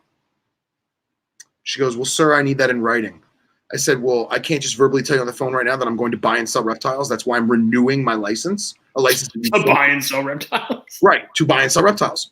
But she says, no, sir, I'm sorry, we need it in writing. So I wrote an email saying my intention is to buy and sell, blah, blah, blah. That was the beginning of December. I got a phone call this past Monday, same girl, asking me if I was going to be importing and exporting of Florida these restricted animals. And I said, well, I'm not going to be importing or exporting out of the United States, but do I need a special Florida permit to do import-export out of the state and into the state of Florida? And she said no. I said, so what do you need from me? She goes, I need to know if you're going to be importing into Florida or exporting out of Florida. I said, well, if I say no, does that deny me? She says, yes. She says, you don't have to do it, but I need to know that you intend to. I said, okay, does that mean I can't sell or buy in Florida? She goes, no, that's the point of the license. I said, okay. So I wrote her an email. Would you like to hear the email? Sure. So this is the email right now that was sent to her as of Monday. And I'm going to read this with appropriate punctuation, so forgive me if it's a little long-winded. To whom it may concern. It's like poetry. My intentions for my renewal of the Florida Fish and Wildlife Conservation Commission Class 3 license to buy and sell conditional species will be legally bred, buy, sell, trade, import, and export conditional species within and outside of the state of Florida, within the regulations of the state of Florida and the FWC. Thanks, Phil. Remember I said that new legislation goes into effect possibly right on the 3rd? Well, the rider on that whole iguana and tegu thing says that the species I listed that are restricted will be banned. So I personally think, maybe this is just the paranoid conspiracy theorist that I am, I personally think that they are delaying me till after the 3rd. And then after the 3rd, on the 4th or the 5th, I'm going to get an email saying that I was denied. I have a very strong feeling that's what's going to happen. Be interesting to see. Now, here's the kicker. Remember how you said that brown tree snakes were banned? Yeah. Prior to 2019, there was no banned list. It was a myth. And I urge everyone who is good with state statutes to find me that list. Find it. They basically had an internal vote through the commission to ban yellow anacondas. And everyone in the herpetological community in Florida basically said, all right, ban them. Nobody's got them. Nobody cares. Like yellow anacondas, nobody has them. Big whoop, whatever. So they did. And that was officially the first ever banned reptile in the state of Florida, legally on paper. And that was their gateway. That was their opening. That was the inch that we gave them so that they could take the mile, in my opinion. I got a phone call. I forgot to tell you this. I got a phone call 2 weeks ago before I went on my business trip from Fish and Wildlife asking me if I had any sea snakes. Because the rumor was that sea snakes are banned in Florida. And for good reason. You know, they don't want them getting loose in the Atlantic. I get that. Yeah. Lionfish 2.0. But the reason why they called me specifically is because whoever redid the application for renewal, they must have been an intern or something. And they put the family of sea snakes on the list. So what did I do? I checked it. Why not? Right? I'm not going to buy sea snakes. I'm not going to have it. At least you know they're now looking. Right. At least they're reading. So I got the phone call from a different young woman asking me if I had sea snakes. I said no. She says, well, then why'd you put it on your venomous list? And I said, because I'd like to get some. She goes, well, that's illegal. I said, really? I said, I would love for you to send me the statute saying that they're illegal. She says, oh, no problem, sir. I'll email you that right away to your registered email, blah, blah, blah, blah. And we continued to talk. And I said, so, hey, what if I already had sea snakes? She goes, well, then they would be confiscated and euthanized. I said, really? I said, so Fish and Wildlife's going to come to my house and take my snake and kill it? She goes, well, in so many words, sir, yeah, because they're now banned. They're illegal. I said, okay, well, clearly I'm not going to have them added to my list. So the minute I hung up the phone, she emailed me, legit, fast as hell. And I looked, and I looked, and I looked. And she sent me every single statute for captive wildlife in the state of Florida. The thing must be that thick if I printed it out. Oh, I'm sure. And I didn't see a single thing saying anything was banned, including yellow anacondas. Couldn't find it. Was it like a PDF? Yeah, it was PDF. Oh no, it's on their .gov thing. Because you could have like done a search and it could like put in that genus name and it would have brought up anything that was mentioned. Yeah, and I tried that on like 35 different links, and I couldn't find anything. So I'm like, all right, you got me on that one. You got me on that one. But it's just interesting to see all of this transpire this week or within the past 2 weeks, So, and now my friend Marcus, who I was just speaking to about this whole topic, he is now watching us on his big screen TV, and I think it's amazing. Thank you, Marcus. And you cannot call in. I wish you could. You can join the chat just like the rest of the good boys. And maybe girls, I don't know. I mean, Cox is here, so. It's enough man to go around.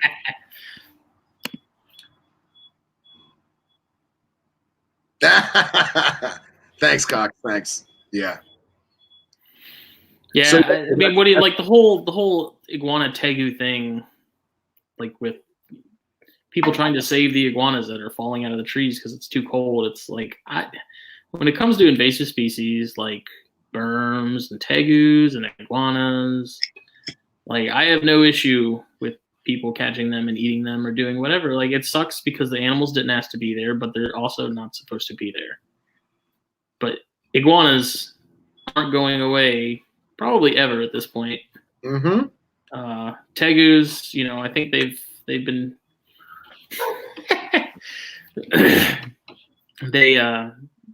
I think they've been doing a study on them not far from me in Georgia, trying to see if they'd survive because there was some sort of reports of tegus in Georgia. Yeah. I don't believe at all. It's way too cold. I don't see tegus. I mean, it's just like the berms. They at one point the government was like, someone told the government that berms would breach Virginia. Oh yeah, of course. It's like what? That goes back to the what do they call it? They call it exploded statistics, right? Mm-hmm. So basically, the Burmese pythons are found in a 1,000-acre area, right? So they do a head count of how many animals are in that 1,000 acres, and then they multiply that by the millions and millions of acres of all of Florida. And it's like, no, that's not how many snakes there are there. That's physically not how it works. They don't go north of XYZ road, because it's too damn cold. It just doesn't work like that. That's one thing I hear in the shop a lot is old guys are like, oh, you like snakes? Oh, what do you think about the Burmese problem in Florida? And I'm like, first of all, it's not Florida. It's like the very tiny section of Florida. Right. It's south tip of the peninsula. So Marcus, by the way, my good friend Marcus, he is a longtime herpetologist for multiple educational institutions, museums, zoos, all that jazz. He's been doing this a long time. Forgive me, Marcus, if I butcher this, but I'm pretty sure he has 2 bachelors, one in environmental sciences and the other one in crap. Now I'm going to forget. I want to say it is I don't want to say wildlife law, something to that extent. So Marcus just texted me saying that in 2013, there were 2,000 plus contestants on the python hunt, and they only got 83 snakes. Yeah, I saw that. And he was saying that for this year, only 67 Burmese pythons were caught, and it had 700 contestants. Crazy. And now he's yelling at me saying it was agricultural science and wildlife fisheries conservation. My sincerest apologies. But with the way they report that whole problem, quote unquote problem, the pythons are falling out of the trees. They're creeping up on your doorstep, waiting for your chihuahua to walk out. They're going after your whatever tiny dog you have. They're gonna find your children. They're gonna eat you. Remember how what's his name, John Voight and Anaconda got attacked? That's gonna be you. Oh yeah. Don't leave your front door. The world is scary. Well, it's like the baby in Toronto that got strangled to death by the Burmese python or reticulated python. Mm-hmm. Come to find out, so I don't know if people remember this, but there was basically a baby was found dead at home, and there was a Burmese python in the crib with it. And everyone's first thing was, well, why was mom and dad not watching the baby? But then at the same time, not to get graphic, but anyone who's ever watched a Burm kill a rat or kill a rabbit, there are certain things you notice, certain hemorrhaging points, certain blood vessels and capillaries that have popped from the pressure, blah, blah, blah, blah. The baby didn't have any of that, but the baby did have strangle marks around its neck. And the boyfriend, not the baby's daddy, I guess the boyfriend of the mom, was on the run for some kind of charges, and they found him like 10 towns over. So who's to say that the Burm really killed the baby? Right. The media blows it up, man. So what's also interesting is going back to iguanas. In the state of Florida, you may humanely kill iguanas because of their damaging effects to the ecosystem, right? Mm-hmm. And not just to the native flora and fauna, but also to infrastructure. They destroy docks, they rip up concrete, they damage the irrigation canals and the canals that we use to prevent flooding in certain rural and in urban areas. But yeah, you can humanely do it. You can't do that to domestic cats, though, or feral cats. There you go. But Marcus actually owns a company called M&J Ecological. And M&J Ecological, sorry, I'm getting bombarded now because people are watching. M&J Ecological is actually the only humane iguana removal in Florida. And he's got a lot of different facilities that he helps out, a lot of residential areas, as well as some educational facilities and some natural areas where it's a preserve to preserve the natural native flora and fauna of Florida. Mm-hmm. It's getting wrecked by iguanas. So, I look at the work that Marcus is doing, and I think it's great, because now he's humanely removing these animals, and at the same time, he's increasing I don't want to say the volume of the native stuff, but like, for example, you used to be able to find green anoles in Broward County. I haven't seen a green anole in Broward County in 15, 20 years. That's because of all the invasive species. Now, that's on a small scale, but you think about all the destructiveness that the iguanas do. Mm-hmm. But at the same time, I don't think that we should ban them, because now you're opening up that gateway and that loophole. Yeah, I guess playing devil's advocate, though, if you look at it from the perspective of we're trying to get rid of these things, people are getting them when they're little, they turn big, and then they're like, well, I've got like 10 of these things in my backyard, and it can just go live with them. Right. Yeah. So, I mean, I don't know. I kind of get it. I don't. I've never had any. How about they ban them, right? And all of a sudden, let's say I have I don't have kids, but let's say I had a 10-year-old son who wanted a pet lizard. He catches one in the backyard because it was drowning in a pool. He wants to set up and take care of it. Now, I or my son get slapped with a misdemeanor. How is that possible? You're gonna fine me and charge me for removing an invasive animal from the wild, helping the ecosystem, and doing it properly and safely, educationally at home. It's crazy. They'll tell you probably should have just let it drown. Probably, which I think is inhumane. I told you about when they wanted to recruit me for the first ever python hunt. I told you about the shovels and shit. Yeah. Yeah. They said, oh yeah, you're not allowed to use a firearm. You're not allowed to catch them and keep them alive. You have to humanely euthanize them with an axe or a shovel. I don't think like, go take care of this. Here's a bat. Make it quick. Yeah. What the hell? Make it painless. Make it fast. What was that line from Jane Silent Bob? Make it fast and sexy. What about? Have you ever seen any veiled chameleons? I have, and there was a guy. Those seem like they would be rather benign. It's super fun, man, because like you're spotlighting and you see this big green blob and you're like, what is that? And you pick it up and it's this crazy, huge crested veil, gorgeous with the yellows and the blues and the awesome. It's pissed and it's ready to bite. Right, exactly. It's like, why did you pick me up out of my sleep? I actually don't go looking for chameleons anymore. There's a lot of spots. There's a lot of spots where chameleons, pink-toed tarantulas, Mexican red rump tarantulas were released in the 70s or the 80s for agricultural reasons. And now they just have established populations, part of the invasive problem.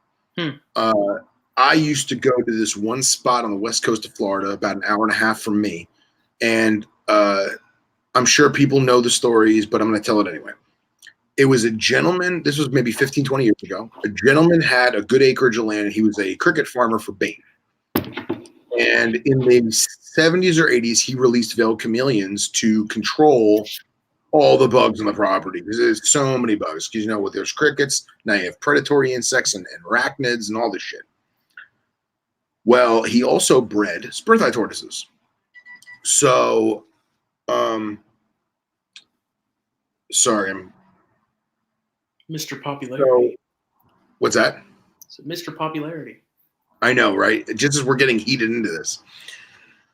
So he had chameleons on the property. He was a cricket farmer, and he bred spurtheye tortoises. And we're talking big adults he's had for decades. So we used to go, and one of my friends asked him, was like, hey, we want to come and catch the chameleons on the edge of your property. And there was a canal that bordered his land. So it was like street, canal, the trees where the chameleons were, and then his property. Mm-hmm. So he was like, yeah, sure. Take as many chameleons as you want. Take pictures. He's like, do me a favor, though. Please don't come in the yard because I don't want the dogs to go crazy. And I got tortoises in the back. I'd rather have people not mess with them. And we said, sure, no problem. And we did. We went out there maybe 10, 15 times. Everything was cool. And somebody spilled the beans. And Marcus is sending me atrocious pictures. Thank you, Marcus. So some herpers went there that were not the polite and respectful herpers that we were. And they went on his property and they stole his spurtheyes. They stole adult spurtheyes. Nice. It's believed that they used a truck of some kind or something. And I may be messing the story up. But regardless, a couple weeks later, he's obviously the farmer's pissed. A couple weeks later, some more people went there and trespassed. Whether they were stealing tortoises or not, they trespassed. And he shot one of them and killed them. Oh, shit. So he was totally justified because they trespassed on his land and everything else. And from that point on, I don't go looking for chameleons. That's it. Don't blame you. Yeah. I know that was a long story for a short, abrupt ending, but sorry. I do want to see wild red rumps tarantulas, though. That would be pretty cool. I hear there's a couple. Yeah, that'd be awesome. There's a couple orange groves up north of me where they're rumored to be the red rumps. I want to go check that out. I need to make it down there for like a weekend or something, and we can go looking around. Yeah, man. Absolutely. Absolutely. We'll go out in the glades. And I tell you what, man, like I go in the Everglades probably about maybe once a week, maybe like 3-4 times a month. I try to go out, whether I go by myself or not, just to kind of clear my head. But I love going out there. It doesn't matter the time of year. It's always great whether you see wildlife or not, but it's not like the tourist airboat ride where it's the same alligator on the third turn every time because they eat them, You never know what you're going to get. So, like, I've taken people out there, friends from out of town or family that's visiting. We might see a bobcat. We might see an otter. We'll almost always see alligators. We catch a bunch of snakes, take a couple sunset pictures, and it's a great time, man. So, yeah, if you come down, we got to definitely do that. Definitely. That's a stupid long haul. I always forget just how long freaking Florida is. It's rough, man. It's like 6.5, 7 hours from tip to tip. Luckily, I'm not all the way down at the bottom. How far are you from Miami? Like 30, 40 minutes, depending on traffic. Okay. My house is exactly like 34 miles from downtown Miami as the crow flies. Mm-hmm. So what's funny is the Everglades spots that I go to, excuse me, still getting over being sick. So the Everglades spots that I go to, when people say Everglades, especially if they're from out of town, they're usually talking about Everglades National Park, which is a federal preserve at the very, very tip of Florida, just north of the Keys. That's not where I'm going because that is very, very wet. There's very, very little roads that you can drive on and road cruise. And it's a hike, man. It's like 45, 50 minutes from me. So I actually hit a bunch of public land that they call wildlife management areas. They're basically hunting preserves that are state land. And it's public land. So I pay my dues and we go and we take pictures and catch snakes and have fun. What's funny is because of the way that the Everglades are laid out, if you draw a line from my house to where I go, it's only like maybe 15, maybe 20 miles. But because I have to go around the wetlands, it takes me probably 70, 80 miles to get to where I want to go. Jeez. Yeah. Because I literally have to go around the preserve because that's where the roads are. Yeah. So, I mean, do you guys have like legit spots like that? Jake has some good ones because where his parents are, they're kind of out on the outskirts of town. Every year we keep saying we're going to go get out there more, and we don't. But right, we went like once. I think it was last year. We found some species of water snake. I think it was a red belly or something. But cool. It's funny because he talked up this spot. He's like, dude, I find like. He sent me pictures one night of when he went, and he found like 2 copperheads, some corns, like all kinds of cool stuff. Cool. So he's like talking this spot up. He's like, yeah, man, I find something like every time I'm out here, I find at least like 5 snakes. You know, it'll be cool. So he took me out there, man. We found like that one water snake, and that was it. I was like, you're full of shit. There ain't nothing out here. One time I went to, I was at, I think it was Columbia show actually, and it may have even been my first Columbia. And our Bushmaster friend, he was like, hey, man, let's go herping. I got this great copperhead spot. We'll find like 15, 20 in a night. And I'm like, awesome. I'll cherry pick. I'll keep one, you know? And we didn't find a single snake. It was raining. It was chilly. It was gross. And then finally on our way out of where we were, this is the one and only black rat I've ever found. Dude, no exaggeration. I'm not telling a fishtail. It had to be at least 6 foot. It was massive. So massive. Man, we get huge yellows here. Oh, yeah? Yeah. Yeah, man. Love yellows.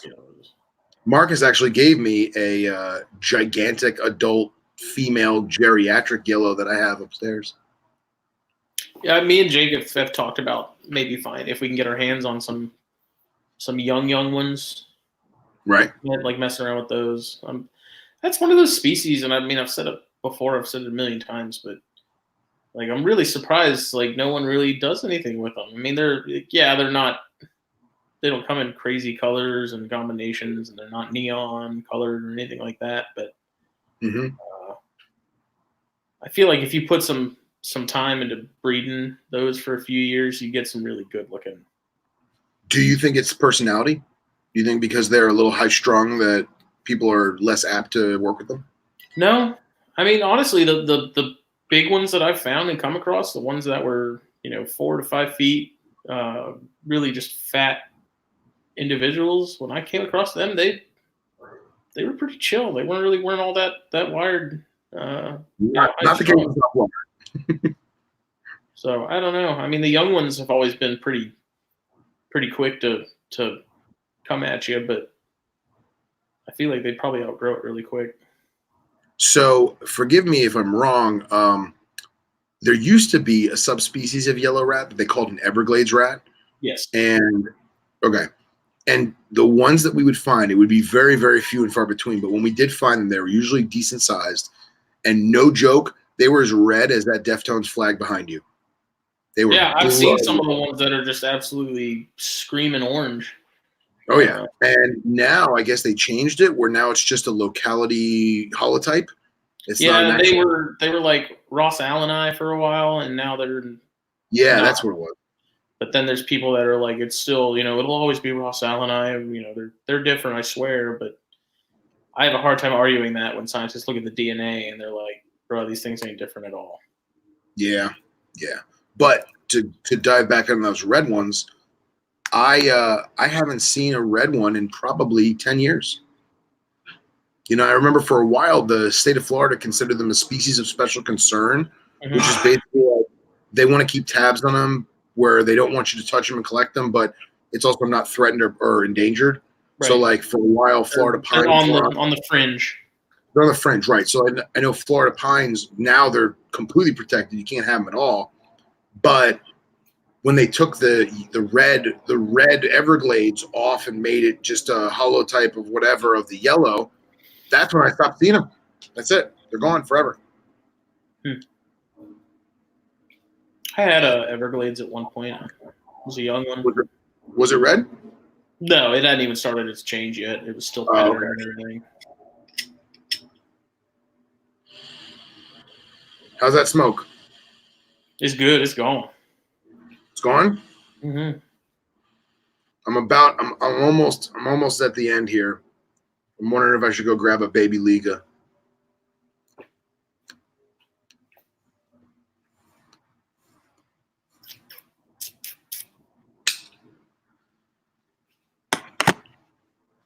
See, that's, and I've mentioned it before too. Like, I'd love to go out to Southwest Texas at some point, just to look around. That's it, man. I want to see Altern in the wild. I want to see Bairds, possibly. Apparently, those are hard to find, but if I found a very small Baird's, I would be tempted to take it with me. Like if I found something young. How great would that be? It would be great. But at the same time, I'd feel kind of bad because it's like I don't really want to take it out of the wild. And I mean, adults, I definitely won't. Because like we've said before, if it's an adult, it's already beat Darwin. It's already faced the odds. It's already made it to adulthood. It's already established in there and doing its thing. Right. Neonates, it's not really the case.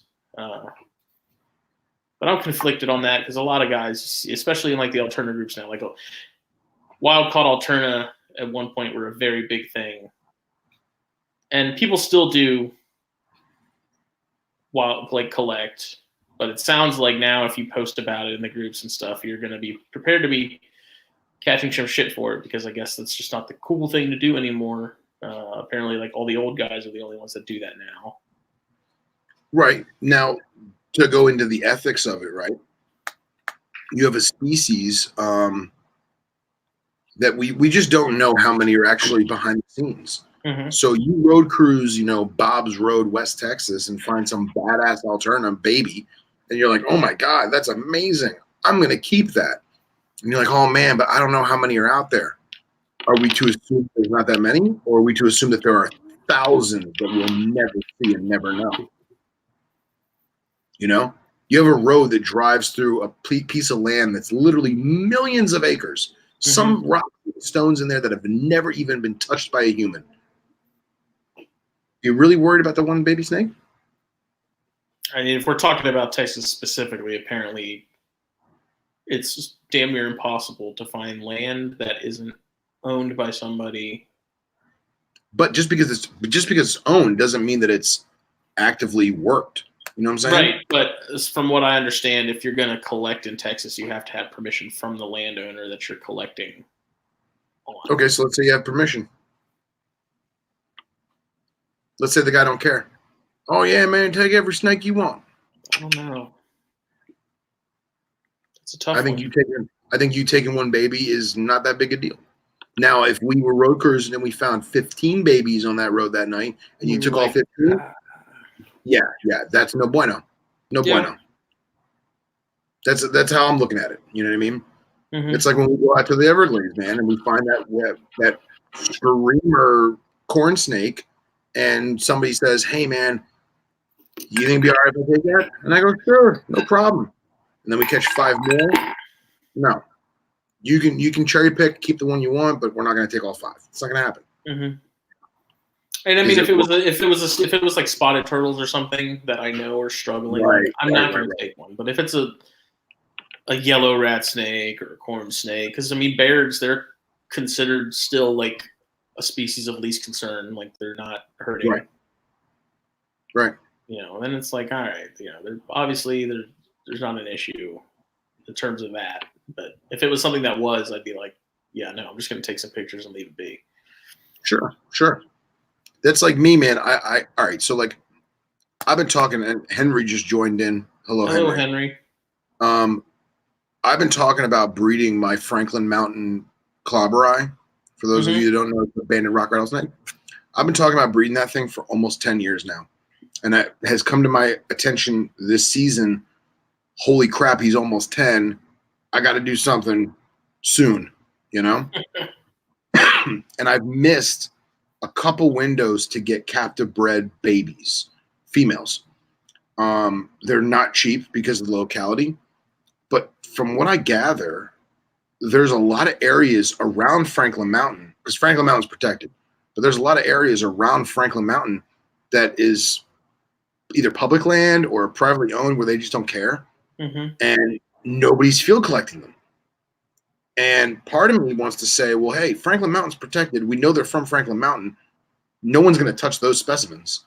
But if there's other ones that are off property and they're fair game and we want to take a couple, how's that going to hurt?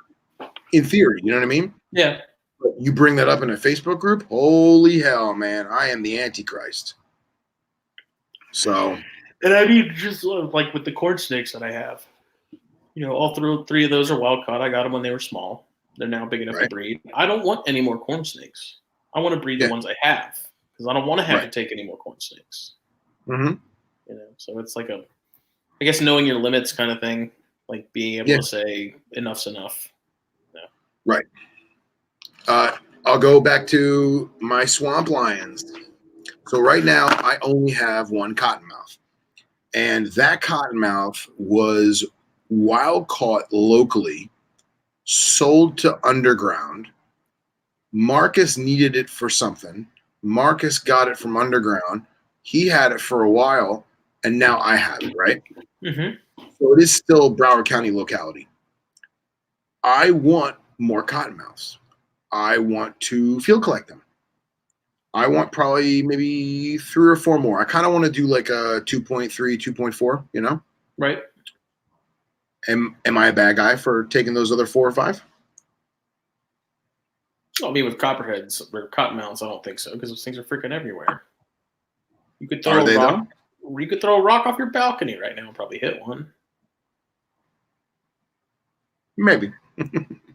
But see, that's what I'm getting at, though, is that if the lepidus that I want in West Texas or New Mexico, or wherever the hell Franklin Mountain is, I can't remember, if they're as plentiful or as bountiful in that region as cottonmouths, why am I a bad guy for taking 2 or 3 of them?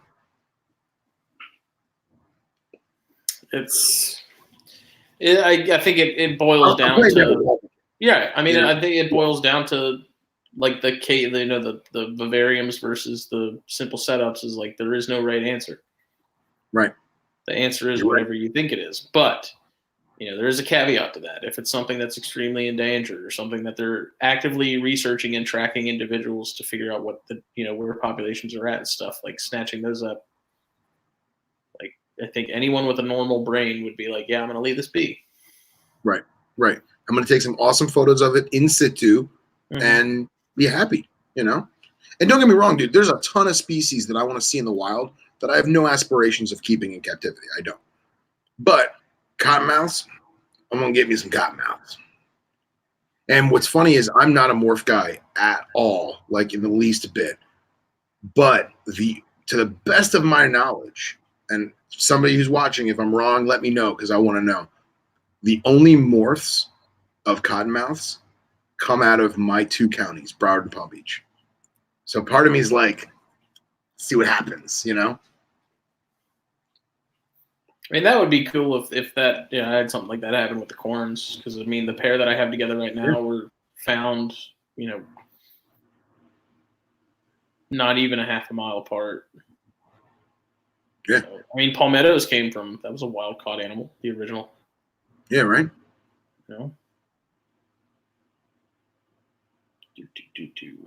That's interesting, Sean.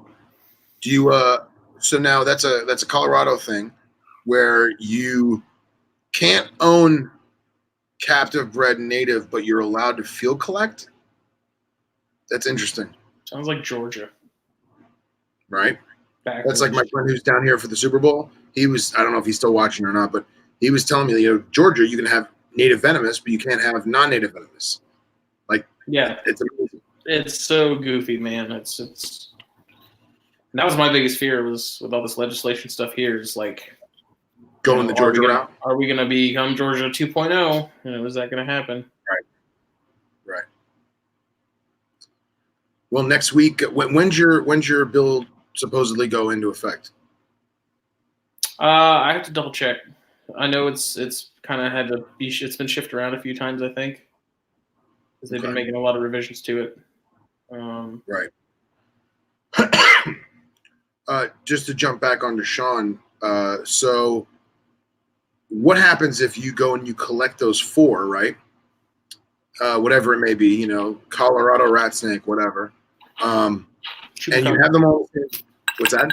Chupacabra. Chupacabra giganteus. So you collect your chupacabras. Chupacabra Wagneri, yes. Chupacabra Wagneri. So you have them communally because they don't mind being communal. And you have a really cool enclosure and it's naturalistic and they're happy and they're pooping appropriately and eating appropriately and they happen to breed. And you get these eggs. You not allowed to incubate them? Or better yet, if they're live birth, they give birth and now all of a sudden you have babies. Are you allowed to sell those babies? Are you allowed to trade those babies? Are you allowed to keep those babies? What's the story? You need to pour another glass. Is it that time? Do I need to go refill mine? Because mine's been empty for like a whole 5 cigarettes. I don't think so. Because I have to wake up early and take 10 per animal fine. Dang. Whoa. So, all right. What's a trying to think of Colorado species? I don't know any. I feel like a jerk. There's atrox out there, right? Prairie rattlers. Veritas. Yeah. So all right, let's just say atrox, okay? Crotalus atrox, Western diamondback rattlesnake. They got a pretty good litter size. So I collect 4 Western diamondbacks. They have babies. Let's say I get 10 babies out of the 1 female. I get $10,000 per animal. What am I supposed to do with them? Am I supposed to euthanize them? What do you do with them? It's horrible. Ridiculous. Horrible. Mr. Smith is shaking his head.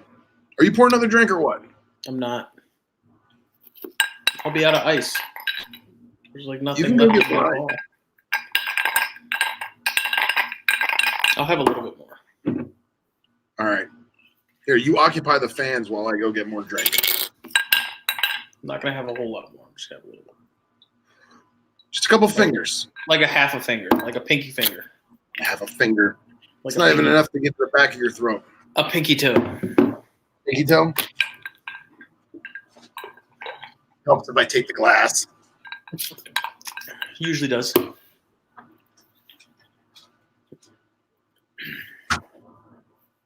You can anonymously drop off a box of pissed off atrox. Be like, here. Why is it rattling? What's that noise? Oh, they can't refuse it either, can they? Because you dropped it off to them. You did what you had to do.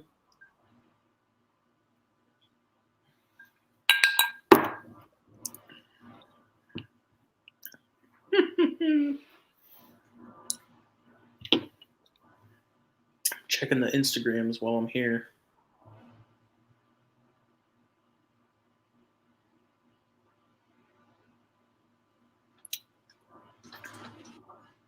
All right, what'd I miss? Sean said you can anonymously drop them off at a DOW office. Wow. That's hilarious. Like, hey, you asked for it. You wanted them. You got them. Wow. And then what do? They euthanize them, right? Probably. So I just walked in. I had Ken Burns' The West on Netflix playing for the dog, just so he's like entertained. And yeah, I'm that guy.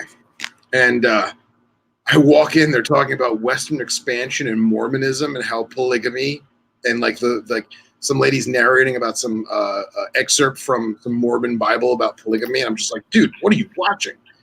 Dog looks at me like, Nothing. Don't worry about it. What do you think about the whole locality thing? Do you think because I'm kind of on the opinion that like the locality thing has now sort of gotten out of hand with some species. I have lots of thoughts about that, but I didn't cut this. I have to go cut this. I'll be right back. I'm that guy. Sorry. God. Talk amongst yourselves. This is awkward. Just supposed to sit here.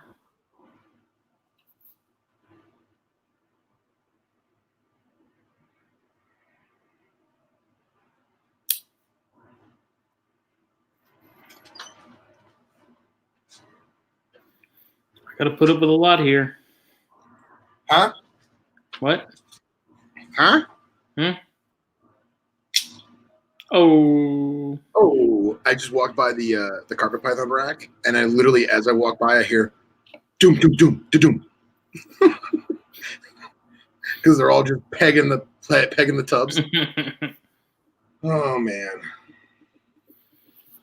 Andy, I'm not talking about locality green trees. Like I understand, like that's a legitimate thing because you can actually see a difference in localities. I'm talking about like the species where you can't tell. Like if you get locality Mexican black king snakes and they all look the same at some point, are you like, this is bullshit? So, all right, California king snakes. Mm-hmm. It is, to my knowledge, the California king snakes, the more inland you go, the whiter they are, right? And the more to the coast you go, the more yellow, right? I wouldn't know. Pretty sure that's how it is. Maybe I have it backwards. I don't know. But someone who says, I want to strictly breed coastal yellows, I don't see a problem with that. You know? Yeah, but that's what I'm saying is like you can tell like localities are legitimate because they actually look different from one another. Right. Okay. You're talking about the guy like you said, the Mexican Black Kings, where just regardless as an of example, right, it's gonna look like a Mexican Black King. It's black, right? Now, what about certain species that are so niche that you and I can't tell, but somebody can point out the differences to us? Like Alterna. There's some Alterna where you can get like an East Anderson and then you see one that's like Black Gap. And you're like, how do you tell the difference? Because I had like the ones that my dad hatched out. That was both those clutches were an East Anderson male to an unknown. One of them was an unknown female, one of them was an East Anderson female, but there were a few babies that came out of that clutch where they looked kind of like Black Gaps.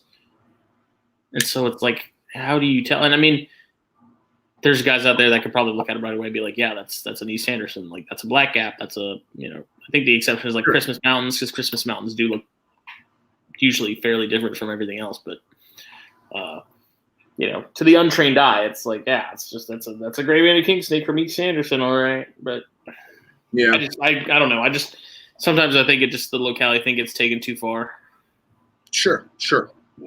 Now, I knew a guy who, I can't remember what species it was. I'm assuming it was Nerodia, but he had like almost one from every southern county of Florida. Mm-hmm. And I'm like, That's cool, but you also have a lot of the same species of snake that look exactly the same. Well, like Chris is different because Chris is like, he did the Nerodi article, and I had a bunch of different pictures of the different localities, and each of them looked different. Like each of them looked right. Great Eastern king snakes, prime example. Yeah. Chain kings, like the chain kings down here, look completely different from the chain kings in Chesapeake. Agreed. You know, one of my favorite snakes is, and I'm very, very sad that I can't get them anymore. Outer Banks. Yeah, those are cool. Boy, I love me some Outer Banks chain kings. Gorgeous animals. That's a snake I want to see in the wild. I like chain kings. They're just psychotic. Oh yeah, they're batty. But I would love to see an Outer Banks king in the wild, take some pictures, in situ, and just that would make me happy. I would rather do that than have.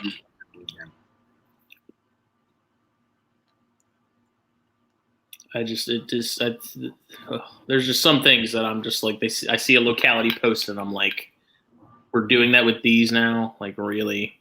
Like but now the locality thing is now etched its way, and I mean, it's also different if a certain locality is like considerably smaller than the rest. Sure.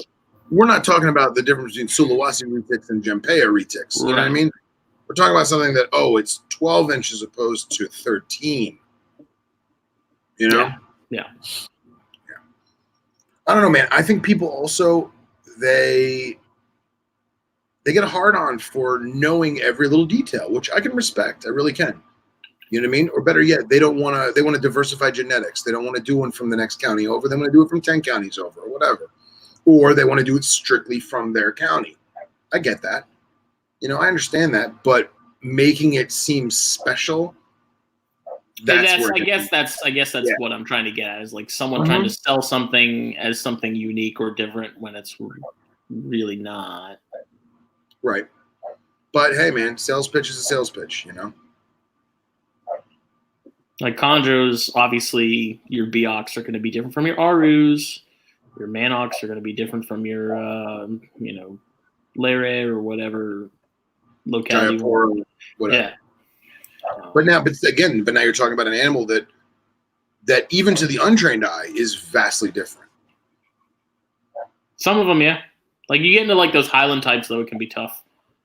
Yeah. You get into the Saurongs and the Maniquaries and the Cyclops and the Jayas and stuff like that. That's when it kind of can be kind of tough. But that's the other thing with that too that I've been pretty vocal about on ChondroCast and stuff is, every single locality that we have in our collection, the validity of that there has to be a degree of uncertainty, because unless you went and got it yourself, you don't know for sure if that's, if that animal was actually from that locality, if it was across somewhere else at a farm and then shipped out. Or better yet, it's like the scrubs and the chondros where that's not the locality, that's just where they ship them out from. Right. Like this locale, it's a locality, but that's just because they know that, scrubs or chondros from that specific area tend to look like this. Right. Like there's sort of a phenotypic standard. Yeah. So now, all right. So I was talking to Lawrence about the Tannenbar, right? Yeah. And he was informing me that it is a xanthic phenotype. Mm-hmm. So now, am I a bad guy if I just get the next Tannenbar that I could find and breed him? No. No, I think it would actually be kind of cool. Because, you look at it, they're all from the same island. Mm-hmm. You know what I mean?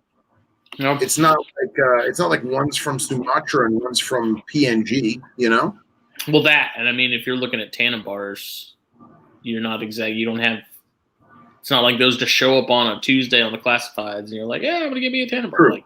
True. But you kind of have to get what you can take. But there are some guys that would say it's blasphemy. They're out there. Oh, yeah, there's always snobs.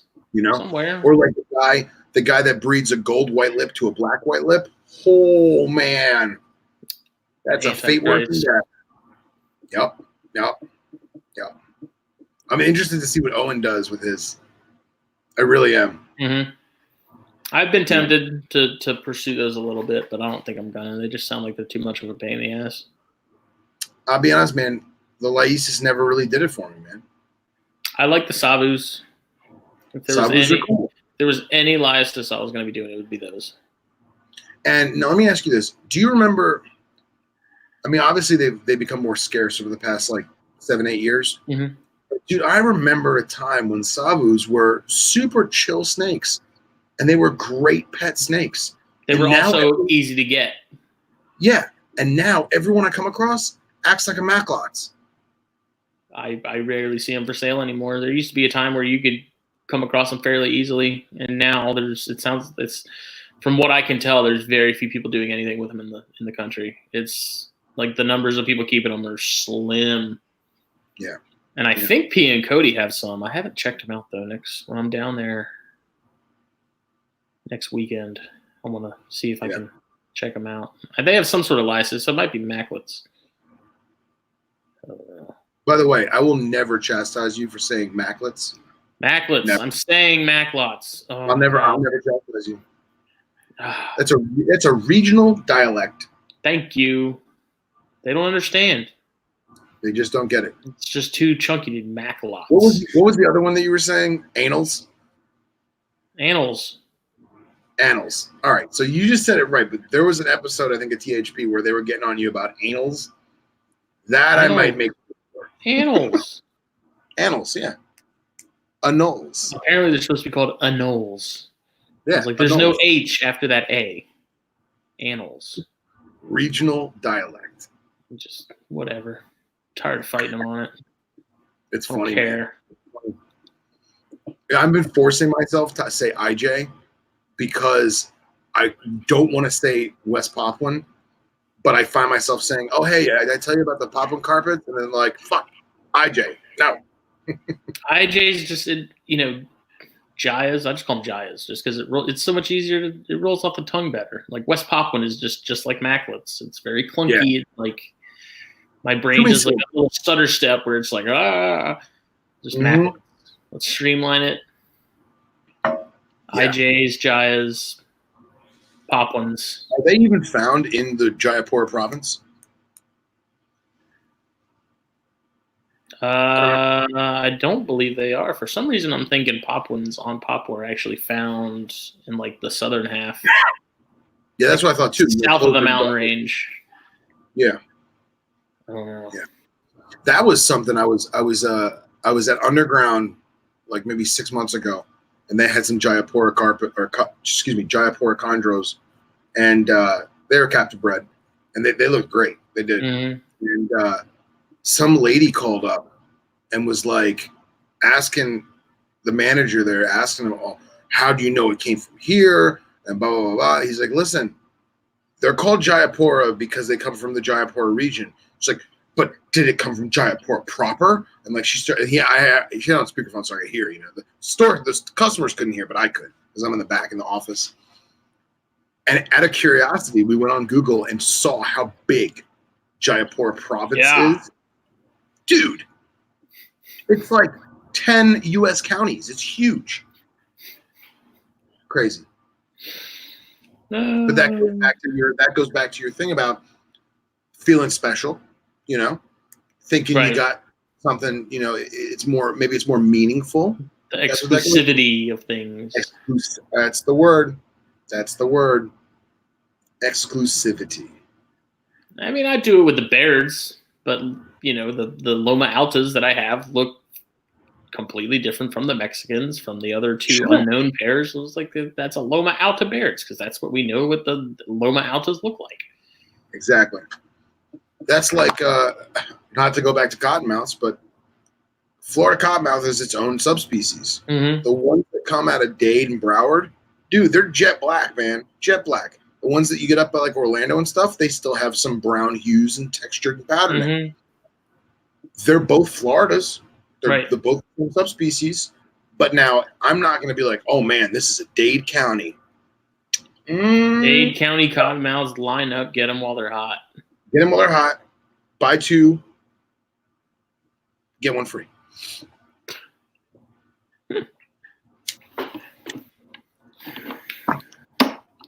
Well, I think what?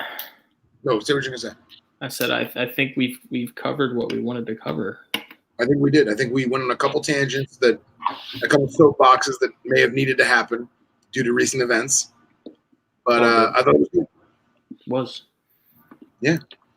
I must wake up early to take child to school. Hey, she's not sick anymore, right? No, she's fine. Good. Yep, she all good. Well, I enjoyed tonight. I thought it was a good episode. And thank you to all who are still watching and who did watch. And yeah, we'll do this again soon. That's right. Closing remarks. Brennan says, I really think locality specific makes them healthier too. Because Sean said, a plus for knowing locality, even if they look the same, is outcrossing for genetic diversity. I can agree with that. Yeah. Here. I'll drink to that. I'm out. Mine's gone. My pinky is gone. It was like a shot and a half, so. All right, man. Have a good night. I'll catch you later. Take it easy. Good night, everybody.